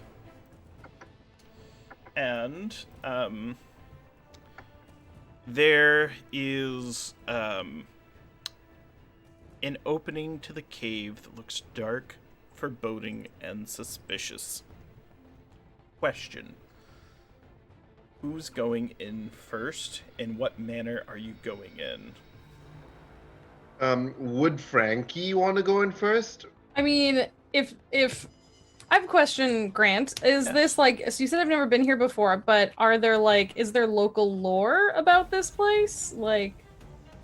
Oh, not local. Why did I turn on the fight music? Sorry. Everyone just descends into fighting amongst themselves.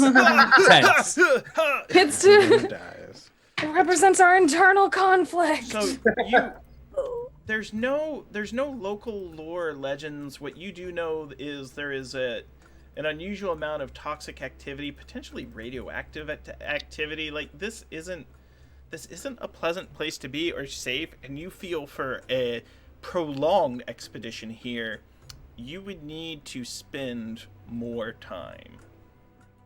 Okay. Well, even just knowing that, and the mix of knowing that about the area, and also the readings I've gotten and stuff like that, I think Frankie would want to go in first, just because from her perspective, she's here to keep everyone else safe from this stuff. So just to scope it out and test, just to make sure we're not walking into anything too dangerous. That goes forward. I think they want to put their arm out and just kind of say, "I'll go with you, just in case." Okay, yeah, that's a great idea. Sometimes I get a little bit too focused on the equipment, and I miss a step or something like that. So having an extra set of eyes would be really great. Then I take out a handgun. I would say too, you notice the way Daquan moves. That's no scientist. He's an investigator. I just took out a handgun right in front of you. Yeah. Right you're worried about the wolves? Okay. Yeah, yes, that's why I'm putting a silencer on. Yes. Yeah, I mean, just be careful. There's a lot of unique geological formations. Okay. You notice, as you approach the cave, what are you using for light source? Lamps or anything like that? Oh yeah, the kind that's like literally it's just on a headband, and then there's like, and it has a little prop. It sits on your head like this, and then it has a tilty thing so that you can actually turn it like up and down. And it has because I have one of these, it has like different modes. So like specifically flipping through the modes to make sure you have like a bit of a wide array for what we're going in, because we're kind of looking close but wide right now at the entrance at least, until we want to like pinpoint something. All right, and we're gonna hold for Jisoo just a little bit and delay. I want to know who, aside from Jisoo, would be following close behind, or sort of is anyone staying back to watch near the vehicles? It's very remote. There's no one behind or visible for miles. But I'm trying to get a feel for the group and their thoughts as they approach. I'd be following close behind Jisoo, because if she gets into a fight, I will save her. I think Valu talks to Daquan, maybe not like with words, but like as Daquan is like, "Hey, like we're going to this," but who has like an expression of like, "Hey," and then like kind of like points to his belt and the weapons that he has, and just like it's an open-ended kind of like body language, just like an expression. Kind of like a confirmation if we're going loud or quiet kind of thing. Yeah. Yeah, I think they just kind of use that kind of military language, and they just kind of nod, and they kind of beckon you to come up front with them. Yeah. As you approach and enter the cave, and the light of the headlamp seems to hit the wall, you notice hanging in triptych, there are 3, it looks like almost serpents with blades coming out where they would have scales. There is a strange statue of a just reaching, grasping hand, twisted, and it looks as though you approach it, it's coming towards you, both the serpents and the hand. Daquan, you have the art history skills, don't you? Yes, I do. The moment before you take panic, you realize this is an optical illusion trick done with painting. This is 2-dimensional. It's up against the wall. Trompe-l'oeil. Yep. Trompe-l'oeil. Trompe-l'oeil. Yeah, that's exactly what it is. And That's a poor rendition. yes. I love how we just shade to everything. This is the All of best us are group. so shady. This is the best group. I can't wait till you all finally meet Dracula and you're like, oh, I thought you'd be taller. And like but I somewhere can't guess that. Did you go to Cambridge? it's great. Alas, the room itself, as you go deeper towards the wall, Frankie, you begin to feel like you're almost losing your footing, and you're starting to feel dizzy as time and space seem to wrap around you. In the blink of the eye, all of you sort of feel this sensation of time and space warping your very surrounding as you pass through a false wall and find yourself in a stone room with 12 chairs in the circle, just a large crack in the cave floor in the middle, and then 5 pairs of glowing eyes appear on the walls behind you, and large figures about 8 feet in height, just below the height of a basketball hoop, start lumbering out. You all will have the initiative, but the protectors of the Scholomance, the Cerniati, are going to defend their master's school. And you are in combat, my friends. Okay. Wow, Antal is getting flashbacks to like his like horrible rats again, and he is not happy. He's very damaged right now, you guys. He's true. not stable. He hasn't seen his psychiatrist or whatever. Oh, So here's the order I'd like us to go. We're just going to go around clockwise from me. So it'll go Varut, Antal, Frankie, Jisoo, Daquan, and that'll be the order. And then the Cerniani will go.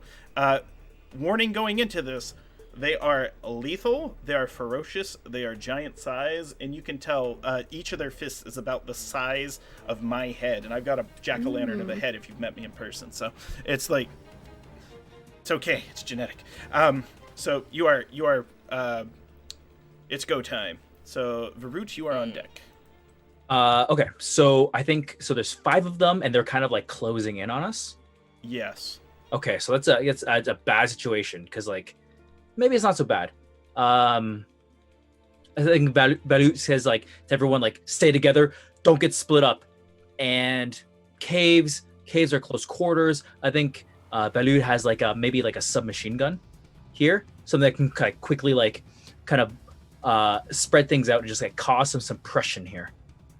All so right. I think actually before that, what's the lighting like here? We have the headlight, but what else do we have? Very dimly lit. It's almost like an otherworldly light that is coming off the form of their bodies, almost as if they are glowing both naturally and unnaturally. Okay, so I think Valu will take the chance that like this is enough light to make something happen here, and I think Valu plays like a laydown of like bullet fire here, just like the sounds of gunfire just immediately start like ringing out. tasty. All right, so this is going to be a shooting check, difficulty 4 to hit, I believe. All right, so on my character sheet, if I look at shooting, I have 6 written there. What does that mean? That means, so the way it works is you roll a d6. If you get a 4 or higher, you hit them. But you can spend points from the shooting pool to add to your die roll. And So you I can could just add say +3 right here. I could just do that. 100%. Yeah, And so you'll let's hit just do them. that. All right, so you shoot the Nice. Cerniani, and they are riddled with bullets. It goes just flying into them, and you notice it appears to have almost no effect. You're very clearly slowing them down and getting their attention, but most humanoids you would have shot with this would be dead instantly. It's effective, but not final. So it does 4 points of damage to 2 of them. Meta. Yeah. On a scale of 1 to 13, you're feeling about a 9. Yeah, we need to get away from these things is what Antal's like senses are screaming at him, and he's having horrible flashbacks. I want to ask if I can do something unusual. Could I use my chemistry skill in a non-investigative way?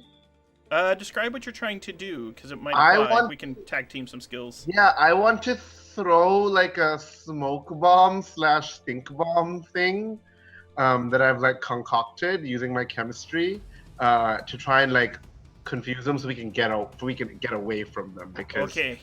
yeah. I don't think a stink bomb would affect them because they are in this like horrible bubbling fart-smelling Oh, location. that's true. It smells bad already.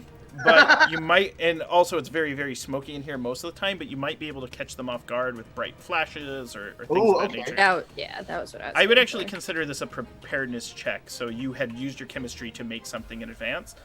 So you are able to do a... Sure. I'm gonna spend my 1 point of preparedness, and I'm gonna do that. R 1d6 plus 1. I got a 4. All So, right. yeah, so I made like a I don't know, magnesium burns really brightly, right? So I have like this magnesium compound thing that I have in this little gadgety thing I've made, and I like fling it so that it breaks and it comes into contact with like a flammable liquid and like the oxygen, and it like whoosh.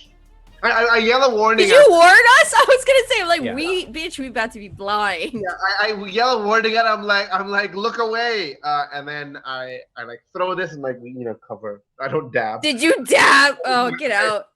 I don't actually dab. Cover my eyes to try and Yeah, and I yell at everyone to do that. So, yeah, you call it. You shout out, eyes. Everyone knows to blink. Yeah. And yeah, it flashes, and they're bewildered for a second. So, We should get away. they're gonna have a harder time to deal with you all. Next, Frankie, you're up. You do have your Okay. backpack. So these monsters just came out. Everything's gone weird. There's monsters. Varut just brought out like You a mean machine gun. fascinating wildlife that hasn't yet been studied. I mean, they are very fascinating, but I don't think we have time to like literally. Like, Grant was describing how they're like glowing slightly, and I was like, phosphorescence. Like, I was like, but there's definitely a moment of that, but it's not. But then the second the bullets go flying, and then the magnesium burn. Medium flare. Yeah, just set a flashbang or something. Yeah, you just flashbanged everything. I think like similar to like I think Antal encouraging that we get away from this. Am I able to similarly use either my survival skills or my athletics, or like, because I specifically have a lot of like outdoor stuff. Can I do something to try and clear our path or make it easier for us to get, or harder for them?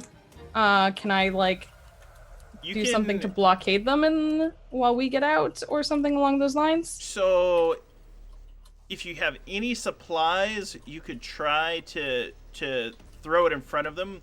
You could also make a preparedness check. Do you have any points in preparedness? If not, you can still roll a 1d6. But I don't think I do. I think you might be able to like misdirect them because they're kind of blind.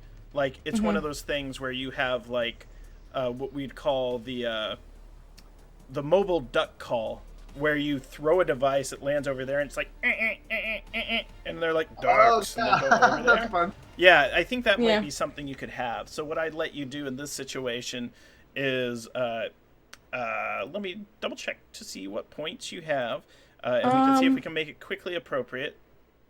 Yeah, I have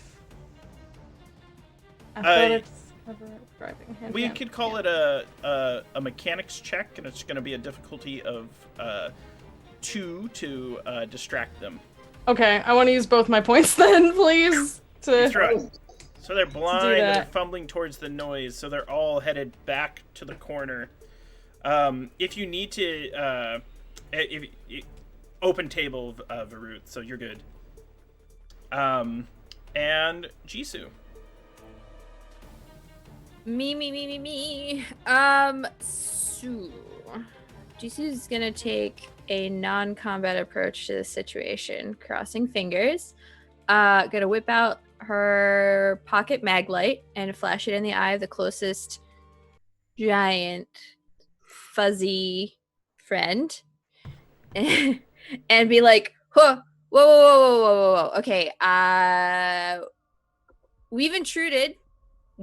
We're not looking to invade this. We're just looking for a device. Whatever you're protecting, you can continue protecting. We're simply looking for a scientific device." Okay, so... Oh no. There's still this. We still have a chance they're to get very... Yeah. going somewhere else. Hopefully, we'll. Yeah. So they very much don't really understand you. Yeah, they don't really Add speak. a language. Giant furry monsters. One of your I know, right? Like grunting But- and occultism. What does happen though is like, so they're distracted. They've gone off to the other direction, and what you have managed to do is cause them to figure out sort of where, what direction you're in. They're still more or less disadvantaged from being so disoriented, and they've kind of been led away from you. But they're going to, they're not happy with you trying to negotiate with them. Yeah, we should just book it. Let's fucking back it up then. There Let's is- go. Yeah. You do notice as well, Daquan, in the room, that there is a device that is most likely the same. You were shown a picture of it by the old Elvis. Yeah. Daquan specifically, or like we all saw the device? You all were shown pictures. I'm gonna bring it up on the screen for the audience. Cool. It's in the corner of this room. Ah, fuck. Of this room. Okay. Yes, it's in the corner of this room. Also, over there, Daquan, there is a body slumped on the floor that it looks to be skeletal remains at this point. Oh. Don't let Varut over there. Yeah. So how are they moving? Are they like moving quickly? Are they lumbering? Do they take like a big slow swing? Like how agile do they look as they're kind of like dazed with this phosphorescence? So they have roughly the agility of an American football front lineman. They can move quick when they need to, but probably not too long, and they're focused on single small tasks at a time. They don't seem to have a great mind for tactics or too many concussions. Yeah. And they're currently dazed, right, with this phosphorus light? They're not. I wouldn't describe them dazed. They are more confused, though, slightly. Okay. Yeah, they actually have an ability that cancels out bright lights, but the idea of a flash going off would impact their eyes. Run! Athletics, everyone!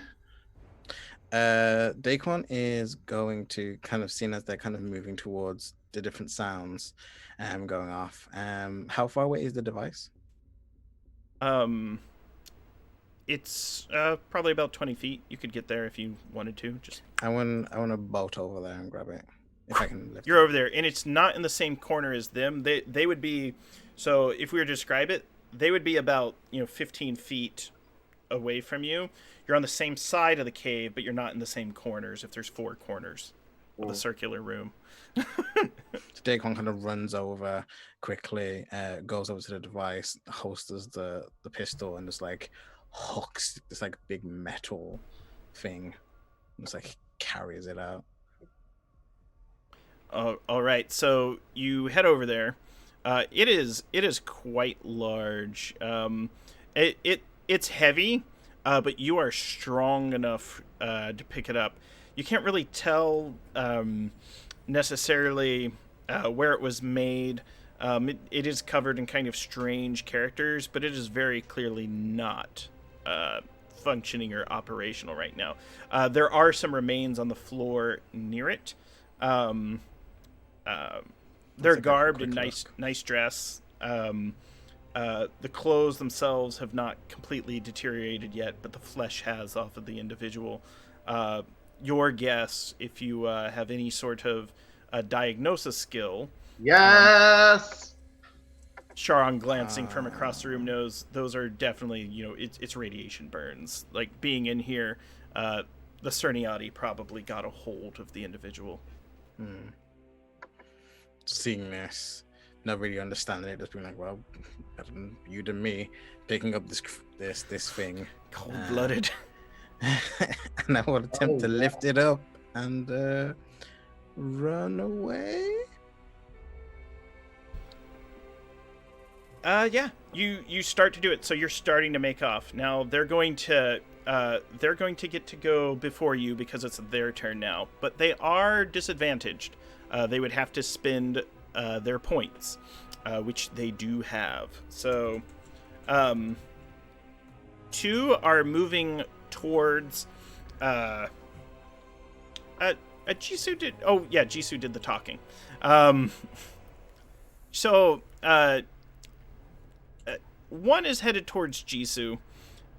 2 are headed over by Daquan, and 1 is headed towards Varut, and 1 is headed towards Antal. they've taken some beatings. They are not actually going towards Frankie just yet. So let's see how they do. They're pretty tough. So the two going after Daquan.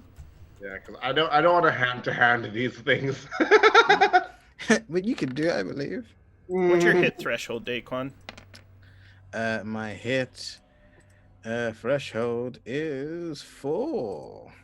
How much health do you have? 8. Let me see what these do. You are a thickums. Damn. Yeah, so they're gonna do a little bit of damage to you. No. So was our mission to retrieve or destroy this device? Retrieve. And take it to Retrieve. Station 6.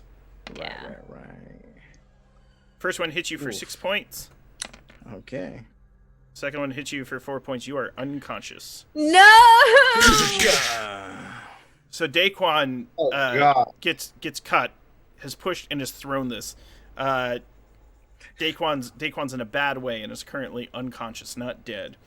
So Daquan drops to the ground. The other one comes up towards Varut. Hold up! It wouldn't have mattered. Your hit... I had to subtract some points from them to see if they would hit you, but your hit threshold isn't higher than 6. Only 4. So Yeah. I don't know what affects it, but it's 4. Yeah. Your athletics ability probably does. Oh, My hit threshold is 4 because I have some high cherry or something. Yeah, the next one's coming after Antal. What's your hit threshold, Antal? 4. It's higher. The standard is 4. Doesn't right? hit you. Standard is 3. Yeah, standard 3. So mine is 4. What Yeah. after Jisoo? Oh, buddy. So you're gonna get hit, Jisoo, for Yep. 4 points. Fuck. you I'm out? down. Yeah, that's standard Oh health. God! I didn't. Jisoo! I suddenly No. I freak out. One goes after Varut. It's gonna miss. 'Cause Oh, you're- bless. Varut- Hit threshold is 4. Yep. Ooh, baller. So misses. So you are all in a bad way. Yeah. So, essentially, we're gonna go back around to Varut, Frankie, Antal, and then Jisoo and Daquan. Essentially, your friends are down. The earthquake device is there. You're gonna have to make some calls. You might have to make the call between saving your friend, continuing to fight off the Cerniati, but the call is going to be yours. And the device is trashed. It's not working. It's currently been malfunctioning, and that's what Edom, the evil But- organization, But wanted it you to. could theoretically be repaired. It's not like in pieces. No, it's Okay. just malfunctioned. Gotcha. I think this is very similar to like something Varu had seen like in their past, just like people dropping around him. And I think when Daquan like fell to some kind of creature, I think that was like a lot. That was very heavy for Varu to like to process here. And I think Varu like thinks on like the time Daquan and him, even like the short times spent together, like smoking cigarettes, drinking cheap whiskey, that type of thing. And I think Valu makes a bad call, a very bad tactical call, and rushes to Daquan's side. The device itself, is there like a big red button that says like press this to cause an earthquake? It would need some fiddling, and it wouldn't cause an earthquake because of the condition it's in. Gotcha. But it's close, and it's one of those things though. Give it a mechanics check. Maybe that bad boy just needs a good whack. So Valu has 2 in mechanics. So if I roll a d6 and add 2 to it, does On that a- like On a 4, it will start disrupting the cave, and everyone will have to make athletics checks that are up to get out of there. okay? So we Everyone's have unconscious, so people who can't make athletic checks. yeah. Some think- people are going to have to get them, so you have a choice. The first is to get your footing to get them. The cave might not collapse, because that thing was in here causing earthquakes anyways. It's very, very possible. I think Valut is like, I need a distraction. I just need like we need to like sit in the chaos and maybe we can sort it out, because between a horrible situation and second horrible situation, we come out on top. But it makes the mechanics check. He sees he can kick that thing back into place and cause an earthquake. Oh God! Ah! Also, you guys, my MOS is useless here. I can't disguise my way out of these giant furry monsters. So there it is. You did it! Woo! You did it!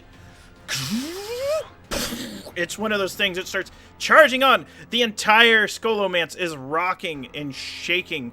Everyone is losing their ground. You have Daquan, and this place is no longer safe to be. Frankie, you see Jisoo down on Tall. You see Jisoo down as well. Oh, I'm gonna rush to Jisoo. Like, no way, bitches. I'm gonna like leap off Crouching Tiger style off the like rock formations to like grab her if I need to. Excellent. Go ahead and make an athletics check. It's gonna be a difficulty 4. Okay. Well, I'm gonna spend 3 points then. And you have parkour, so you can add an additional 3. So it's just like, poo, parkour through the earthquake, misty flip 720 to land by your side. Yeah. Okay, I succeed. All right, describe this narratively, how it looks as the world is falling apart. So this giant like boulder thing like crashes. I like roll under it, and then I like leapfrog over another one. There's like an arch sort of thing. I like swing by it, land by Jisoo, grab her. Jisoo is like pretty small, right, as a human. Average. Yeah. So I grab Jisoo and I like her legs are this and her like head and arms are here like, around my shoulder, and I start like running with that. All right, brilliant. Had to leave something in Exactly. chat page. I know, right? I was like, Thick thighs save lives. All right, so yeah, you on Tall, you get it, and you're making your way out. Frankie, what are you going to do now? They've got the fallen comrades. Okay, so everyone's getting out? Yes, they're abandoning this place, it looks like. The machine, however, is still there. Yeah, am I able to get the machine? It is currently... Since like that is one thing I know we actually... Yes! That's You, one thing based I on your comprehended, background... and Daquan like just went down for this thing, so... 100%. And given your background, being the volcanologist, you're like... You can shut it off if you need to. Mm-hmm. The Cerniati are like retreating back into their hiding places. What with that? Yeah. Okay, yeah, then as like I look up to make sure they're not coming at me, I see everyone else is getting out, and I attempt to maybe hit the pause button on this thing and take it with me, you know? Like, hold that thought, machine. Let's save it for later, please. So, while you'll be able to get up, and you'll be able to shut it off without any problem, it's going to be an athletics check to get to it because the ground is so shaping. However, this is your home turf. You are trained to hop through these hills. Yep. So it's a difficulty 5 to get there. You can spend any points you want. I'll spend all 5. I'll spend the points. You're there. Yeah. I like basically just like Frankie was already like climbing up on something because that's her instinct to like get away from stuff. And then she from like an this vantage point, she kind of just leaps rock to rock to rock and then like drops down, grabs it and goes. Sorry, pro in chat. You're not dead, you're unconscious. I'm a medic, I'll save you. Yeah. I'm dead, forget me. No, it's like all that commissioned artwork. We're all dead. Have fun, Grant Ellis. No, the new agent is suspiciously like evil twin. Raekwon, it's so great, nice to meet you. Yes, I'm here to avenge my brother. All right. Which one was the evil twin? All right, so the earthquake device now in the possession of Frankie. Antal and Varut are able to help retrieve the bodies. Now, asking the group their intentions, is the goal to get back to your car? vehicle and get out? Yes, at this stage, yes. Yeah. As I think Varud has like Daquan like thrown over his shoulder. It's like a good way to like keep the weight over his core. And he's like, "Nebanamapa, don't abandon me. Don't give up." oh, and you've got him. You hightail it back. I like it. It's like Varut goes running out with like Daquan in the firefighter's carry, over the shoulders like a wrestler.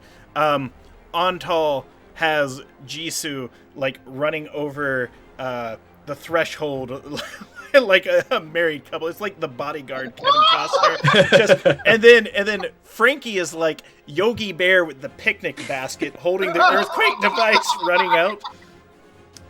And we're really good spies, okay, you guys? We're really profesh. And with that, as you fire up the Jeep, and you're heading to part ways, and you're going to make your way to Station 6.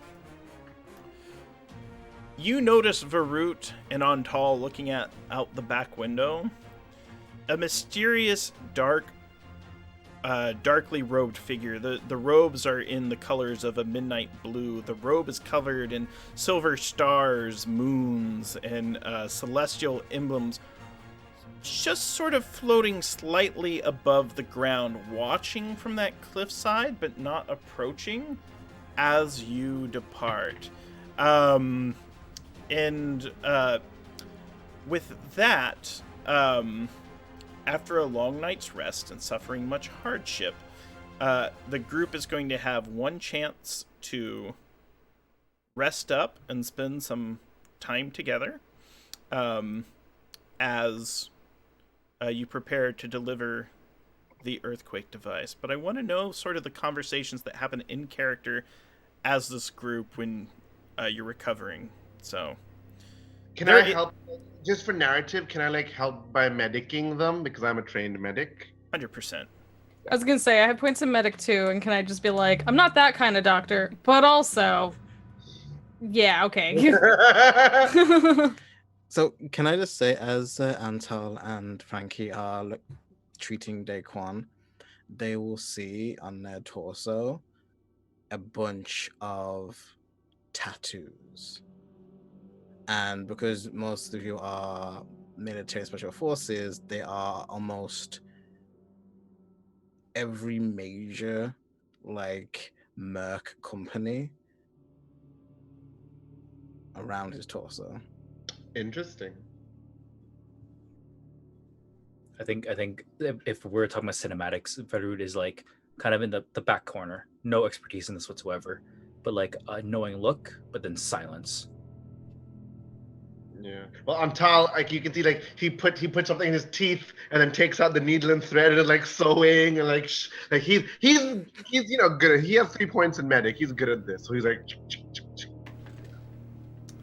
So, I'm curious to know Frankie's internal monologue behind all of this, just because it's like it's been an exciting day for a scientist. Vampire hunters, irradiated giants, wizards, dark magicians of Solomon in the hills. The Solomonari. What's going on through Frankie's head? I think it's literally help first, think later still until everyone is recovered, because she does have that medic stuff. People do get injured out in the field, but not from monsters. So it's like the fixing, like take care of everyone. That's like, oh yeah, they got hit by monsters. What the hell? Like and this earthquake device, that's like everyone knew that's pretend. That's not real stuff. Like we've all heard, of Tesla's earthquake device. This doesn't make this is all made up. Why am I surrounded by made up stuff right now? Harrison Ford turns the corner and goes, "It's all true.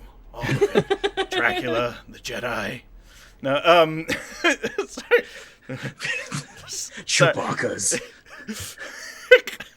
All right, Harrison Ford does not show up. But if Harrison would like to play Dracula Dossier with us, I'm sure we'll be in contact with your agent. Besides, it's a fun game to play. And with that, here's sort of where it's going to work fictionally. Now, I want to know, Varut, there might be a conversation that happens between you, Daquan, and Antal. That was Atreyu's body in that cave. Your friend and your agent. When you part ways, what final words would you have for these agents? And are you seeking vengeance? Are you seeking restitution? Or perhaps resolution? What is going on through Varut's mind? So yeah, we're talking about Atreyu and things like that. And I think Varut has like a very cold, very professional demeanor about this. And Varut says, before this mission even began, I knew he was, as you say, dead as dog meat. I had zero hope we'd find my friend Atreyu alive and well. This was a retrieval mission. We got the machine. Mission accomplished. Frankie, you receive a message from Dr. Miriam Salas that's recalling you back to NIEP. Any final words for the agents as you depart?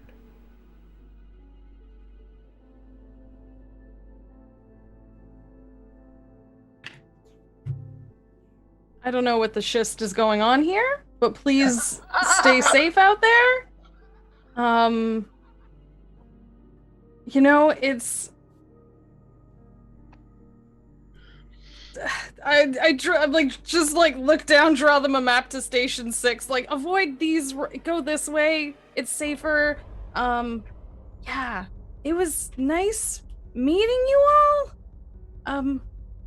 Just stay safe. Bye.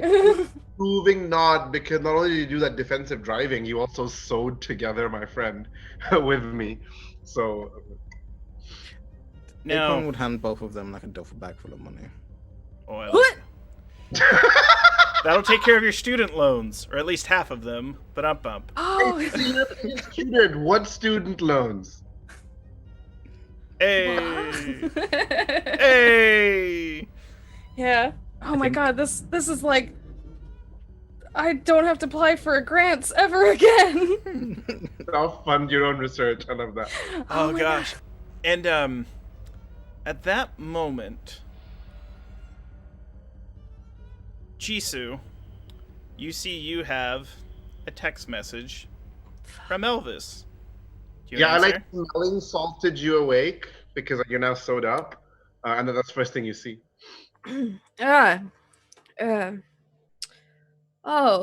Courtesy to like give me a fucking number this time. Okay, I'll open it up. So, you open it up. It's a pic message. It's a photo. It's Elvis! And he is bound. He is tied. There's a gun placed on his head. And a winky emoji that says, not ever. Not ever, ever. And then the next follow-up is that same picture of your partner that Elvis sent you. Oh no. And it just says, we can't find her, but he'll pay for it.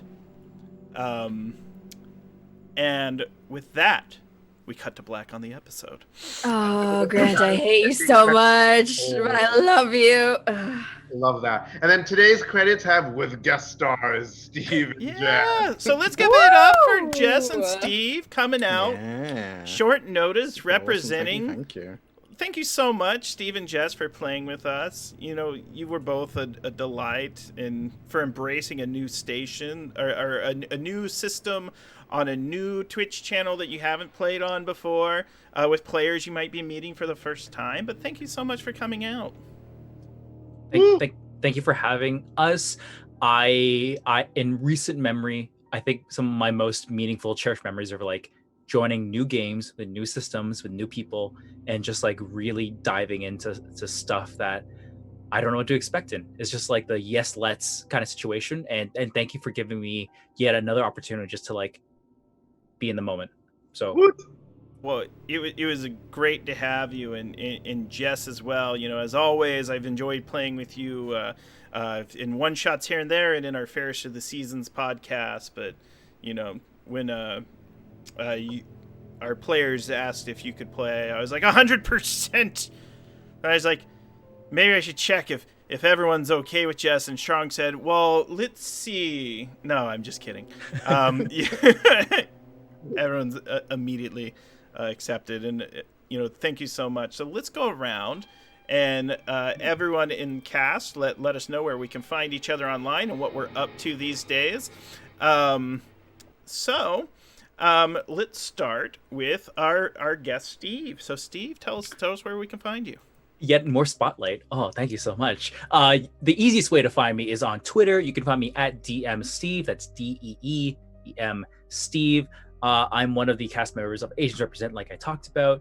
But hey, if you didn't know, I'm a best-selling RPG writer as of like 3 weeks ago.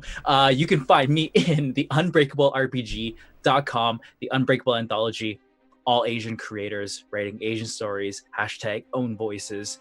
It is a great project. And hey, if you are an Asian creator out there and you want to get involved in volume 2, go to unbreakablerpg.com, scroll to the bottom, put down your name. Let's represent ourselves. Let's get our voices out there, and let's just like really share our stories. 100%. I'm gonna drop a link to that. I can't paste.